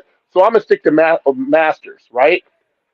Why the hell, if I turn pro and open and I go to Masters, should I start paying you to do shows like I was an amateur? Not gonna do it. So I'll just find a show that respects me as a pro, like the Legion show. That's not gonna make me pay to play, or just give me my money back for winning the show, and do something different, because that's Hmm. nuts, and that's for men and women. That's not Yeah, just for men. yeah, and it's good. There's a show coming up. The end of this week is the Mid Atlantic show. That's a Tim Gardner show. Tim Gardner has both wins by the way, both at Tampa and both at Chicago, Puerto Rico too. But we lost Puerto Rico. I don't know if he'll come back next year or not. He could add. I think the one thing is, well, it's paying the sanction for women's bodybuilding, because that's why they kicked out women's bodybuilding in Omaha, because that was the year Danielle Willis and the other girl. It was only two competitors. They kicked out women's bodybuilding in the Brazil show, because that's when Lavinia and Arsenio they competed at, and there was only two of them. The lady who took fifth, Barbara Monjon, in women's bodybuilding at Romania, she could have jumped over. And then you had, at least at the Romania show, you had at least 22 women competing in physique. And I'm looking at it, the one from Irene, she could have did women's bodybuilding. It could have been another who did women's bodybuilding. One lady, her name is Simone Ellis. She had no pictures of her. I was trying to find some of her because we're talking on IG. Because she was competing in physique, but she switched over to women's bodybuilding. She may not, and she's like still a little bit on the small side. But if there is a way, if sponsors who want to say, okay, let's put up the sanction fee for women's bodybuilding, and let's put up some prize money. If you can get a group of Here's people the saying, thing, okay, though, George. I understand that you're saying that, but here's the thing: we know that the IFBB and the NPC is making money hands over fist. So why put that pressure on the sponsors? Why not say, if we have a dying, like in a prime person, if that should be saying this, is Jake Wood saying, if we have a dying breed, if we have an endangered species, let's say women's bodybuilding is an endangered species right now, the only one on the block that's probably endangered, let's be honest. We're going to try to put our best foot forward for these promoters to put on these shows without a sanction fee, to get the numbers back up where they need to be in order for the sport to be whole again with every class, right? mhm, It shouldn't be up to a sponsors, because let's be honest, you have to be a certain kind of person that has a draw or a sponsor. I mean, if you can't get women hardly in magazines, if women bodybuilders can hardly get sponsorships as it is, what makes you think that a person is going to sit here and say, well, let me sponsor women's open bodybuilding at the Indianapolis. Let me sponsor women's bodybuilding at the Omaha. The problem is, and here lies the problem. When this whole thing came to fruition with women's bodybuilding coming back, and this is actual fact, Wings of Strength was the backbone of this movement. But now that Wings of Strength has spread their wings and gone into everything, their focus is not on women's bodybuilding anymore. It's focused on the whole thing of the sport, which has hurt women's bodybuilding. Because now, instead of saying, and George, you remember when this all first happened, Bettino got in when it a year or two after they Wings of Strength came out and says, we're going to financially back women's bodybuilder and create a new platform for her. Well, that platform is now gone again. So now they're back at square one. And so Jake and Jim and Tyler and Steve and Sandy, all these people, if they're, and more so Jake, have to sit here and says, Jake has to look himself in the mirror and says, I am I shitting on these girls because I gave them hope, and now that hope is dwindling away. So how do I hope it? If I'm the money behind the fucking machine, I'm going to make it better. And again, we've had this conversation. The NFL, the NBA, the everybody else said there says we're pissing off the fans. So how do we, like, NBA's in a TV contract year right now? So they created this tournament. The winner of the tournament of all the NBA teams won $500,000. You have to have a creative team, and I know Alex, and I know Alina, and I know Linda, and I know Jake have to have some people. Like, here's a prime example. Tamer was used to run the West Coast, but now his brothers does. Tamer's in Brazil now, so he's the chairperson for Brazil. I talked to his brother at the World Championships. I go, "Where's your brother at, Tamer?" He helps with the production at the Olympia, but he's in Brazil, so that's his baby now. All the stuff that happens in Brazil. So, and Tamer was a top national level competitor. I said, so you got all these people. So in your wheelhouse, how can't you guys find out a way to resurrect this sport somehow when it comes to women's bodybuilding? Because that is the only class that's dying right now, right? That's the only class that has the least amount of competitors, the least amount of shows. So how do we resurrect that? The NPC and the IFBB have the power. They hold all the power. When we talk about these sanction fees, to sit here and say, well, we can do this. And maybe for a couple years to see if it turns around. And if it don't turn around in a couple years, it is what it is. But you got to do something because all of a sudden, women's bodybuilding was like this, right? When Jake took it over and brought it back and all this stuff in the World Championships, they still won an Olympia. You had girls and booths and all this stuff at the Olympia, and now it's going like this again. And if I'm Jake and I sit there and say, I guess this is the question. Was it my idea? Was it my idea to bring women's bodybuilding back, or was it my idea to get in the door with the IFBB and do this Olympia thing? And my humble opinion, I think it was to bring women's bodybuilding back. But then when you got all these people in your ear throwing all this other shit at you and convincing you can make money going in different directions, I think that's what's happening. It's sad, in my opinion. Yeah, I agree with you because you know what these ladies the ambassador program here for a lot of ladies. I know it's about tiers. You know how they're affecting it. Who was the top tier, whatever this, but still you were making more money. As doing the ambassador thing because it helped you pay for your travel, your expenses. Then you probably make connections, and even sometimes I think Jake probably allowed to go against other sponsors on the side because I know Hella when she was in Dubai, she was sponsored by Yodomoto. And I know Selva Mate was sponsored by that same company too. And she was at one point, she was a Wing Strength ambassador. We got here from Raheem Hamilton who says, I would go to get the bag as well. Shout out to Raheem. Also, he says, Keith, uh, Armageddon is an awesome movie. Yeah.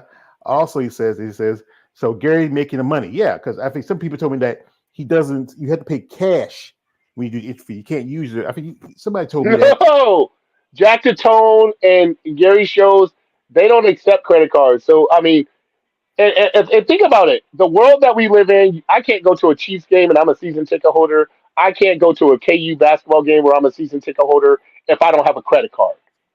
But to go to a goddamn and this how are we in that are we in that archaic of times that I gotta, and they have and I could tell you a prime example of Jack Tatone for a prime example. So Jack at the Omaha Pro one year went off on the hotel because they hadn't filled up the ATM machines with money. So the ATM machines had ran out. He says, "You guys need to get this fucking his exact quote. You guys need to get this fucking thing filled up before tomorrow because I don't accept credit cards because of the fees and things like that. So I need people to get their cash out of the credit cards to buy tickets." How archaic are we where people can't use credit cards? The world is trying to go to all credit cards these days, but these people are not stupid because cash is cash. I tell my clients when they say, "You want to pay me cash or you want me to pay you with a check?" I said, "Cash is king because then I'll have to claim that shit." Yeah, like that old Wu It's Tang fun. thing. Cash rules everything around me. Queen with the money. Dollar bill, Dollar bills, y'all. y'all. For you young cats who don't know Wu Tang Clan, You but know. this is from Raheem says, Jake not really shitting on them. Jake must have realized that he wasn't getting his money back on return when it came to women's bodybuilding. Well, he could write it off his taxes as part of the charity. A lot of Yeah, rich people, a lot of that's what they extremely rich people have do. done that. That's what they do. I watched episode Simpsons. They did that. You said write off as a charity. They could do that. I mean, I just like I It's said, called I'm just losses. being yeah, I'm like I said, I'm being a fan. I like to see these ladies get more opportunities. I hate for them to get pushed out, get shitted on, don't get opportunities. ladies I've talked to, they really love the sport. Men say, I don't do it for the money, I do it for the love. But here's the thing is, you should get something out of it. If you spend, like you guys, you just wear banana hammocks and a pair of board shorts, that's it. It costs you 50, maybe $100 the most to wear those. These ladies, it costs a lot of money for what they got to do. They have to look presentable. And that's just not just women's bodybuilding. The other divisions like bikini and wellness and figure. Even I think even fitness group folks. Before we end this off, just got a report from Missy Trescott. As you know, Missy, she got injured at the Olympia about a month Olympia. ago. And she looks like she's doing pretty good. And I'm gonna pull this video real quick before we head out because She blew out both of her MCLs, but the doctors did say that it's going to be a process. She didn't tear anything in her quad, but it's going to be a process. But she will make 100% recovery. They said. Yeah, and we're gonna give a shout out here. We're gonna because like I said, I'm kind of a fan of her. She's impressive. I would say she's an attractive woman. She has a great physique, but also if you listen to somewhat part of her conversation, here we go. Hey guys, I just wanted to come on here and give you an update about everything that's been going on. So this week I've had excruciating pain in my quad, obviously in my knee. And I was really worried that I potentially tore my quad as well as blowing out my knee. I had an MRI this week, and yesterday I met with my surgeon, and he has informed me that I have torn meniscus on both sides, so 2 torn meniscus and then a torn ACL. The quad is intact, so I'm extremely happy about that. I feel like there is light at the end of the tunnel here. My surgeon is very confident that I will make a full recovery. It's just going to take some time. So I have my prehab scheduled. We have the surgery in the near future. And then I have my post-op rehab scheduled as well. So, it's going to be like a tough road here, but I'm ready to do it. I'm ready for surgery to get back to stage and just be even better. And babe, I just want to thank you for all of your support. Matt has got my bed down here. It's going to be a tough couple months, but we're going to get through it. And babe, I'm just so thankful to have you. Like, I don't want to get emotional about this because I am in good spirits right now. But I want to touch on something about Whitney Jones using the shark prop in her fitness routine. It was extremely petty, in my opinion. You wouldn't see Chris Bumstead bring a dinosaur to the press conference or Derek Lunsford bring a wolf to the press conference. I think it's really like beneath a champion to do something like that. Although, guys, it is just a fitness routine. Like I think she tried to take a shot at me and totally missed. I guess we have a rivalry. Didn't know that, but okay. So it is what it is there, guys. I'm over it. The only thing I'm disappointed in is the fact that I didn't get to whoop her ass because I was doing that, as you guys saw at prejudge in the physique round. So yeah, just really disappointed with that.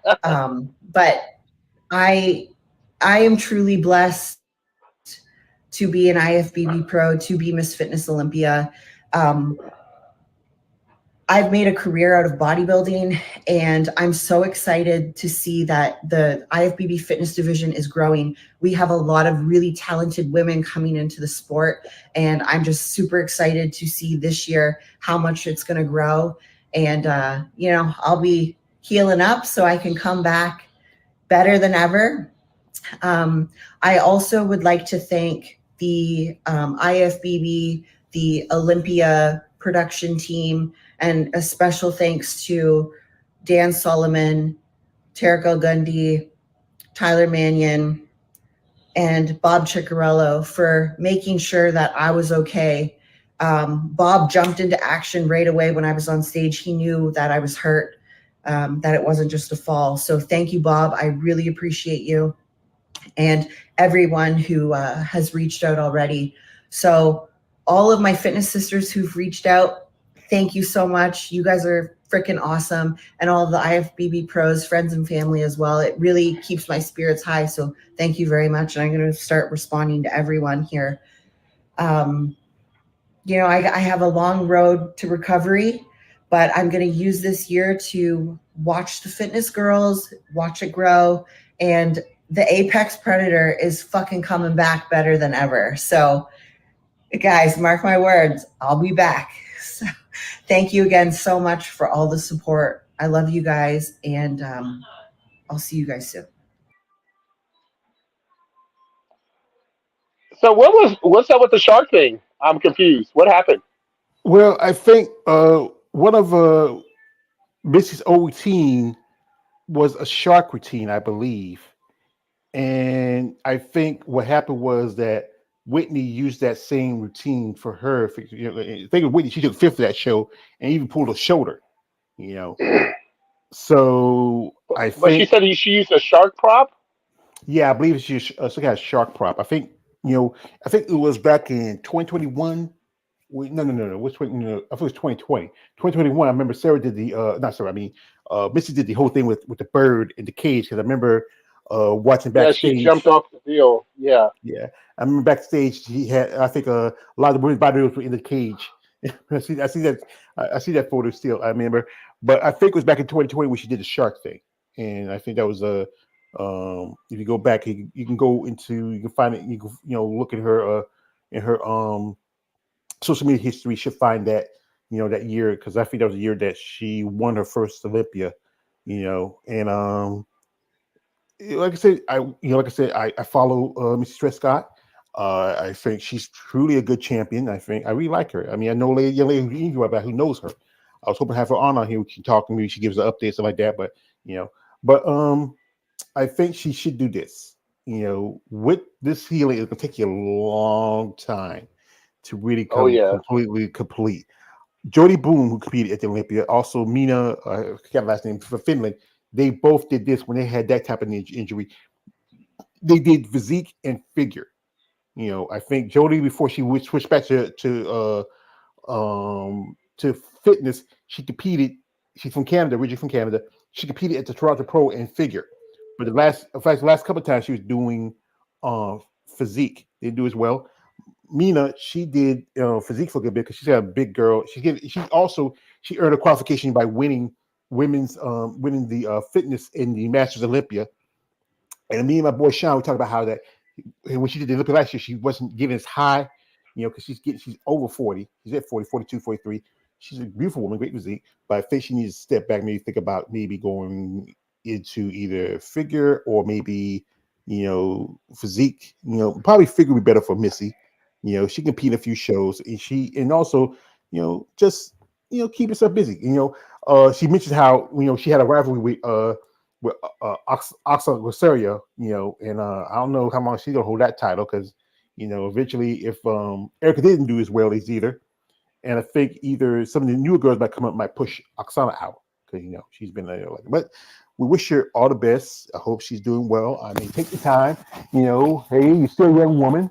Enjoy your life. Hey, maybe have a baby if you want. But just like I said, this sport's always gonna be here. And no rush yourself back. I know you want to be expert predator, but you're not an expert, but you're a woman. So take the time and breathe, enjoy life.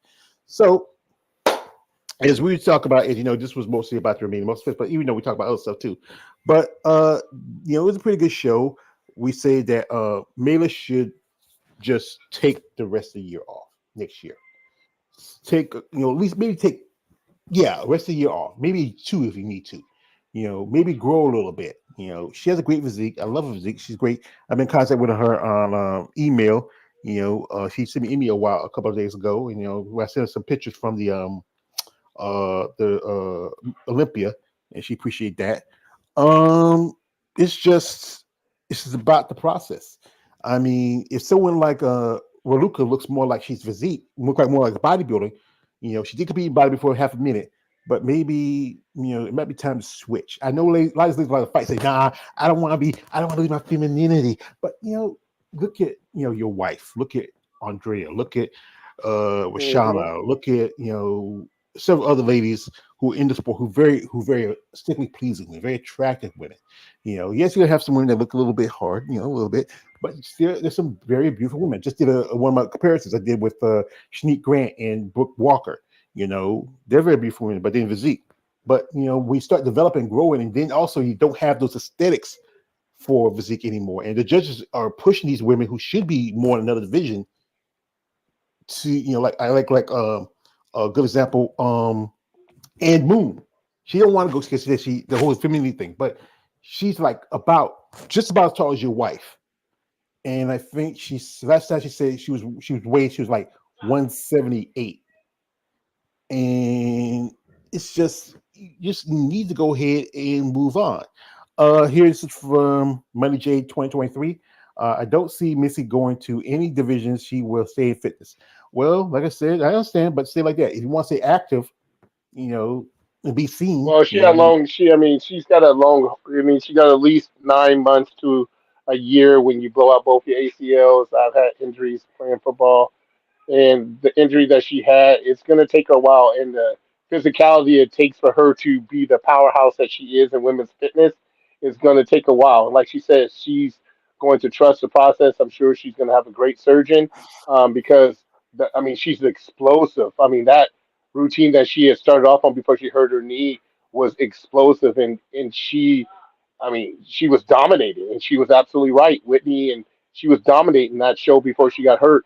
And so what she does is going to be a process. So I think she won't do anything else because here's the thing. Ultimately, George, what when he says she's going to stay in fitness is that her training won't change or vary from, I mean, besides the routine aspect of it, but her physique training won't change. So she's going to stay in fitness and don't do anything else because the process is going to take the same amount of time. Only the difference is she's exploding and doing backflips and all kinds of crazy shit on the floor.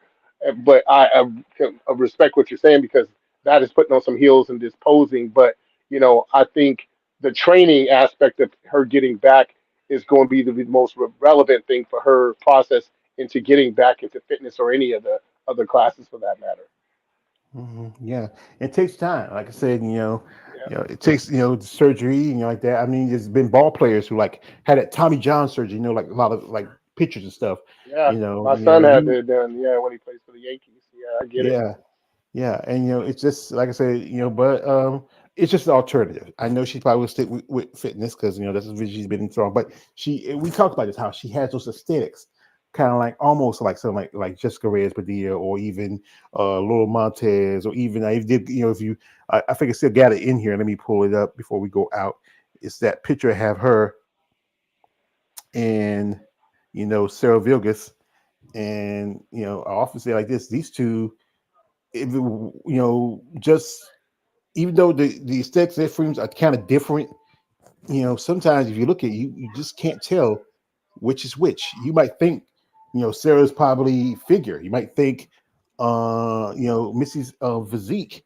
You wouldn't. You just, that's why we keep saying how the lines are just keep blurring and blurring between these Yep. divisions. Hmm.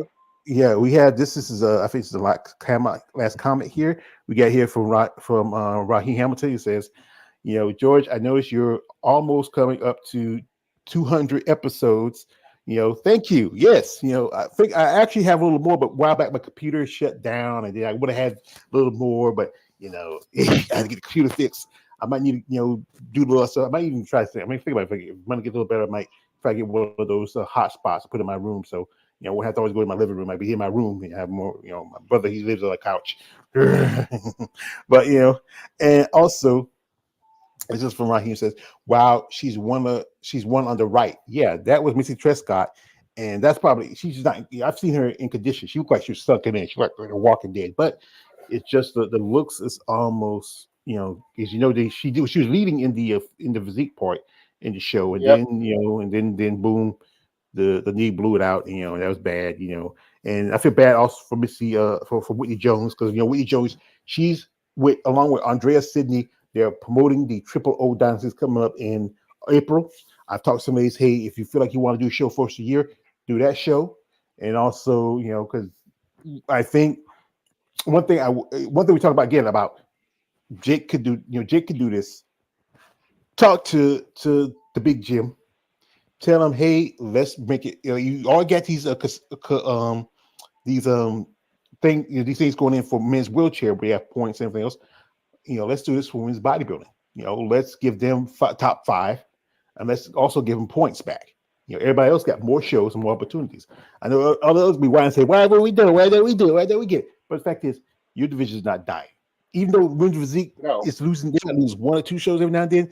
They still have more shows than because you had at least. Yeah, but it's statistically speaking, George, you're absolutely right because when the NPC and IFBB have the numbers of competitors that are entering these shows, and it's the overwhelming number of wellness, physique, classic physique,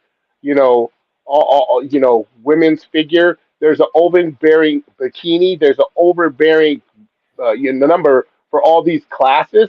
So they understand. They at the end of the day, hopefully, you would think they would be bright enough that they were tracking how many people are entering shows and how many people are in these classes and understanding the dying breed is women's bodybuilding, which again we go back to the saying as we wrap up the saying, Jake, what are you going to do since you made this huge investment and kind of this promise to women's bodybuilders to pump blood back into it, but pump enough blood into it, but we can slowly see it deflating again. So what are you willing to do to resurrect it, back to where you originally started this thing off when you start doing the ambassador program? And not saying that you have to do the ambassador program because that was a lot of money, but you're going to have to do something. You're going to have to sit down with the powers that be, which is Jim Mannion and Tyler Mannion, and saying, what can we do? That's the question, because there's always something that can be done as far as this is concerned, in my opinion. They are the power that lies behind the future of the sport in a whole. So, you know, what are you going to do? That would be my question if I was Jake. You know, Mm, yeah. Well, like I said, Jake's now he's now in another epsilon, and shout out to Jake. Yo, Jake. I want that money. give me I that want that money. gun.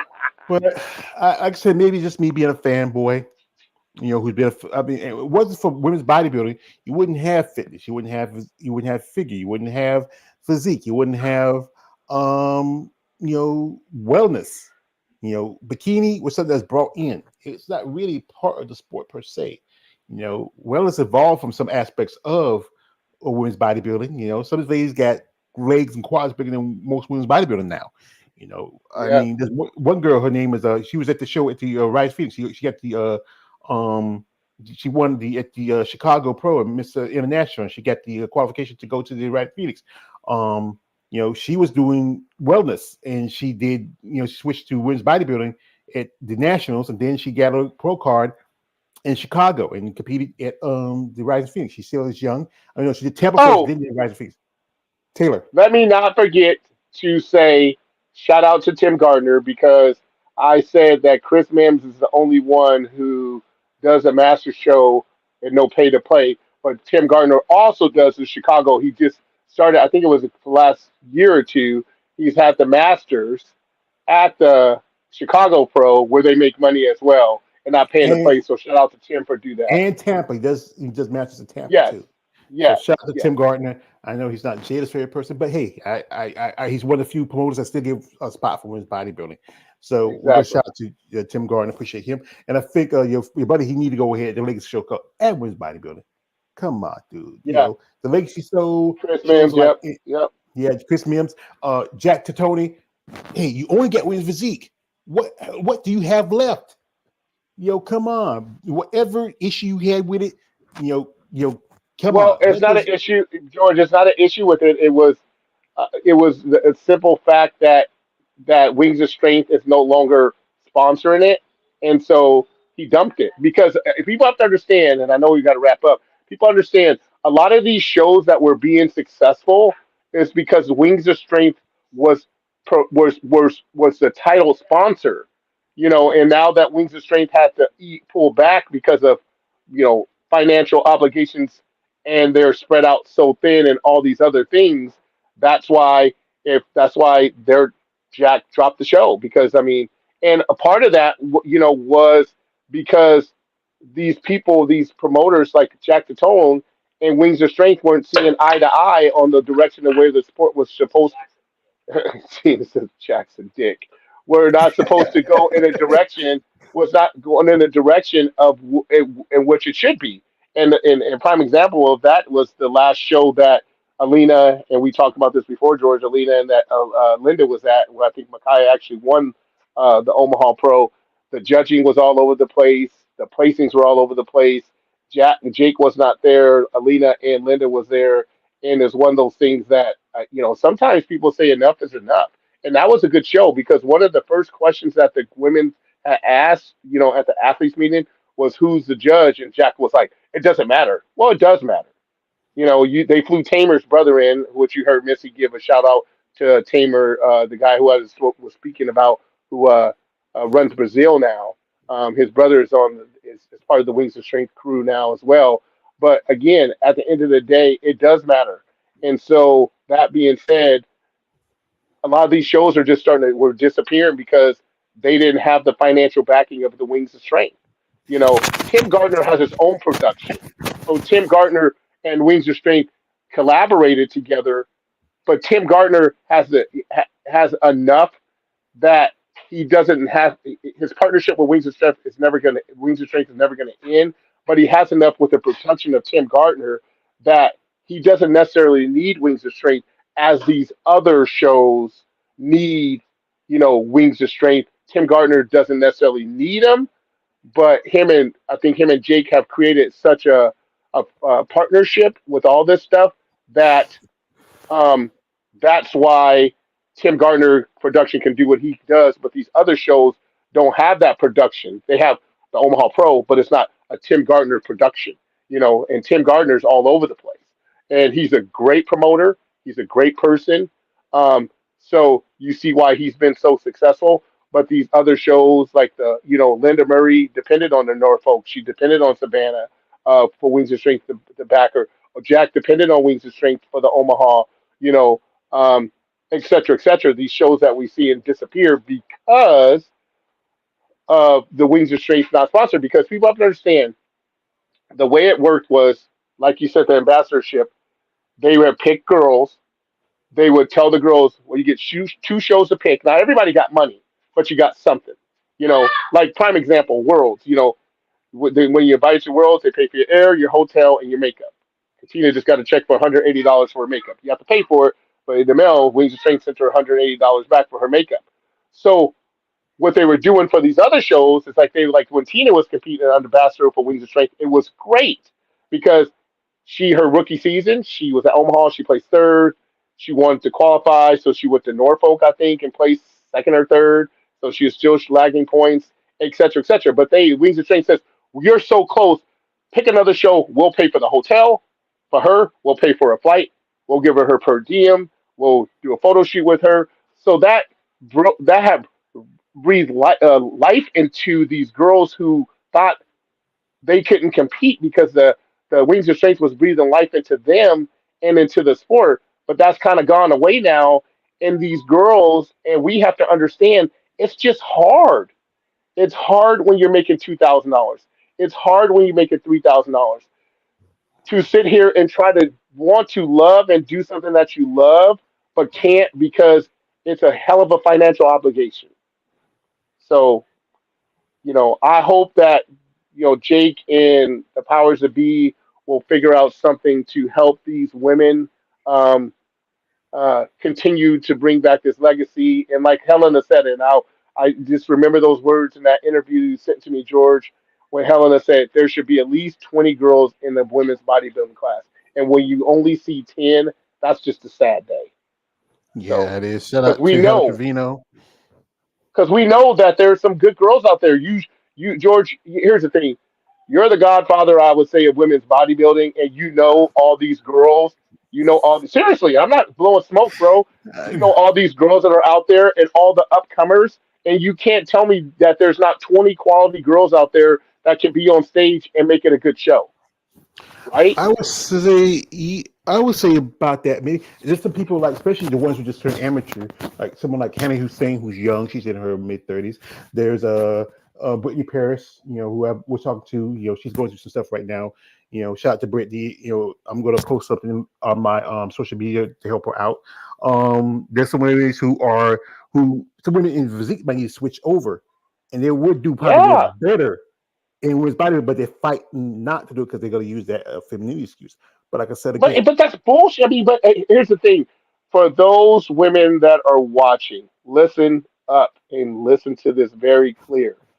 There's so many girls in that class that you look at the Mayas and look at some of the girls that have crossed over that has had some success. Now, is it for everybody? No. Jada was a person who said it wasn't for her. But there's some girls that are borderline that if they crossed over, they probably be more successful in women's bodybuilding and femininity and everything that you women are talking about is based off of what you bring to the table. Nobody else. It's what you bring to the table to keep yourself. And I see a lot of feminine looking women in women's physique that can compete in women's bodybuilding.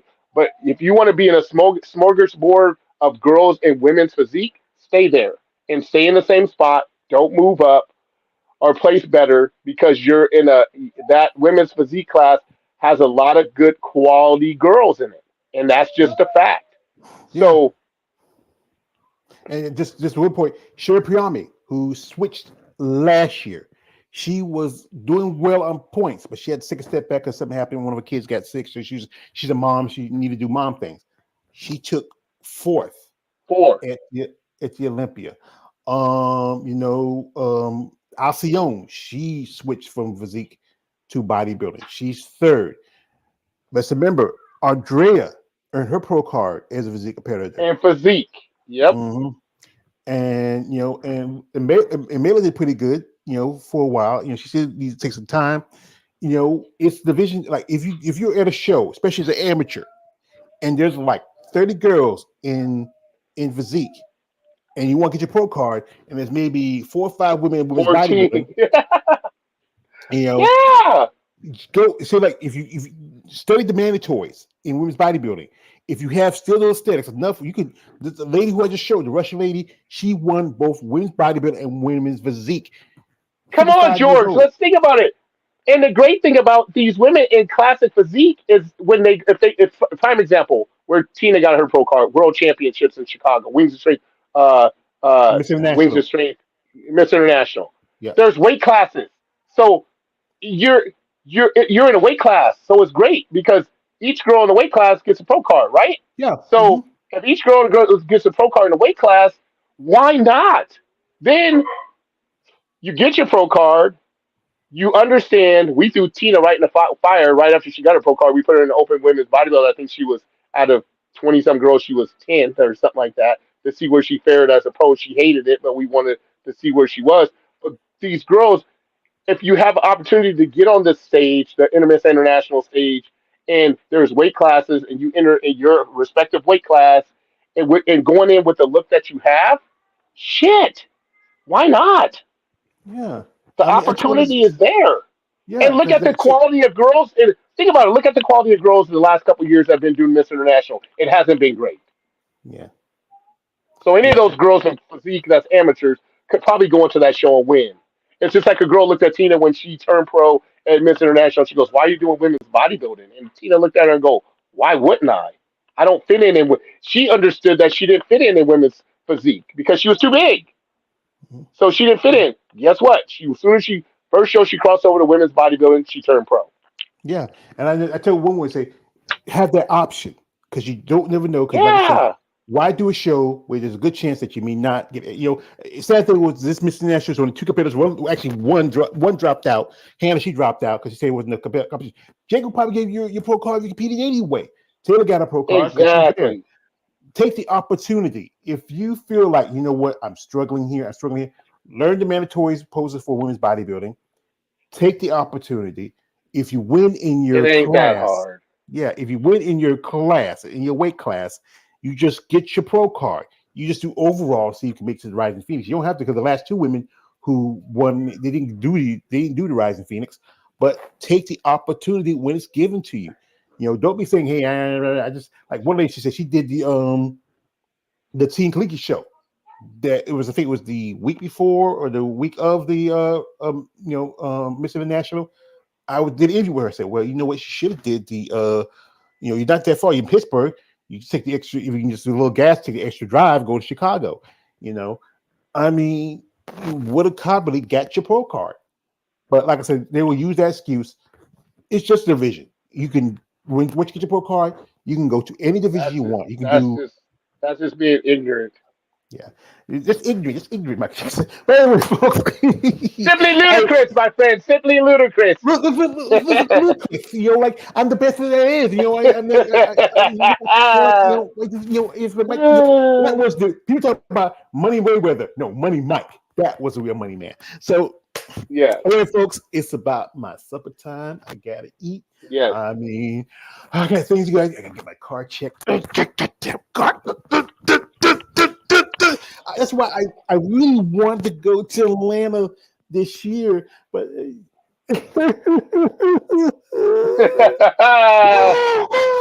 maybe, hey, Jake, hey, you did it for my man Glenn. Do it for me, brother. Send me a few cash. I got a Cash App right here, Venmo, PayPal. Jake, hey, Jake, Jake, I want that money.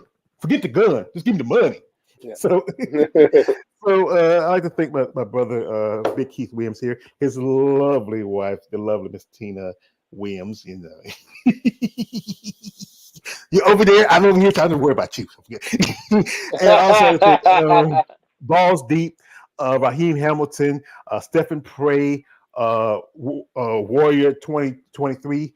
I mean, K. Elder Wonder, all y'all came in here. Thank you for the comments. Thank you for the questions. Also, before I let out, if you go to, I have two IG accounts. One I don't use too much, and one's my main IG account. I posted some videos and clips for my interview with Jada. People didn't like her comments. Here, the thing is, I consider Jada a friend. Jada is a handful, but I consider her a friend. She's one of the first early people I started doing interviews with.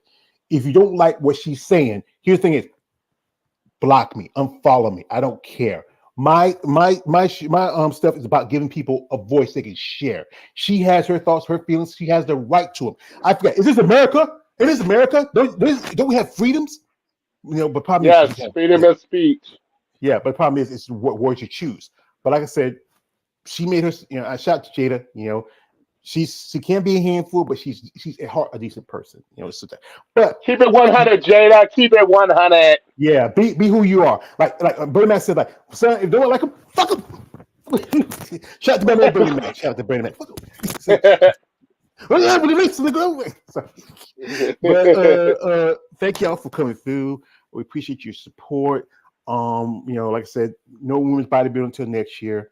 But we do have a show with Women's Physique. I will talk about that show. Where is a lady just interviewed a while back. I love Miss Karen Conyers. She's just going to compete at the show there. And also to sponsors. I know it's a lot of to you, Jake, and to all the other promoters out there. Give women's bodybuilding a chance. They deserve it. It wasn't for them, you wouldn't have the other division. Will be no fitness. Will be no figure. Wouldn't even be bikini, even wellness. It was for women's bodybuilding. It deserves that respect. So shout out to my man Big Keith. He just head out. Shout out to everybody here who, again, I appreciate your support. This is your man, All the Way George Page, aka Emperor Female Body Talk. This is MuscleTalk episode 162. I'm not too far from 200. I probably could have been there, but things happen. That's it. But anyway, folks, thank you. I appreciate your support, and good night and good evening.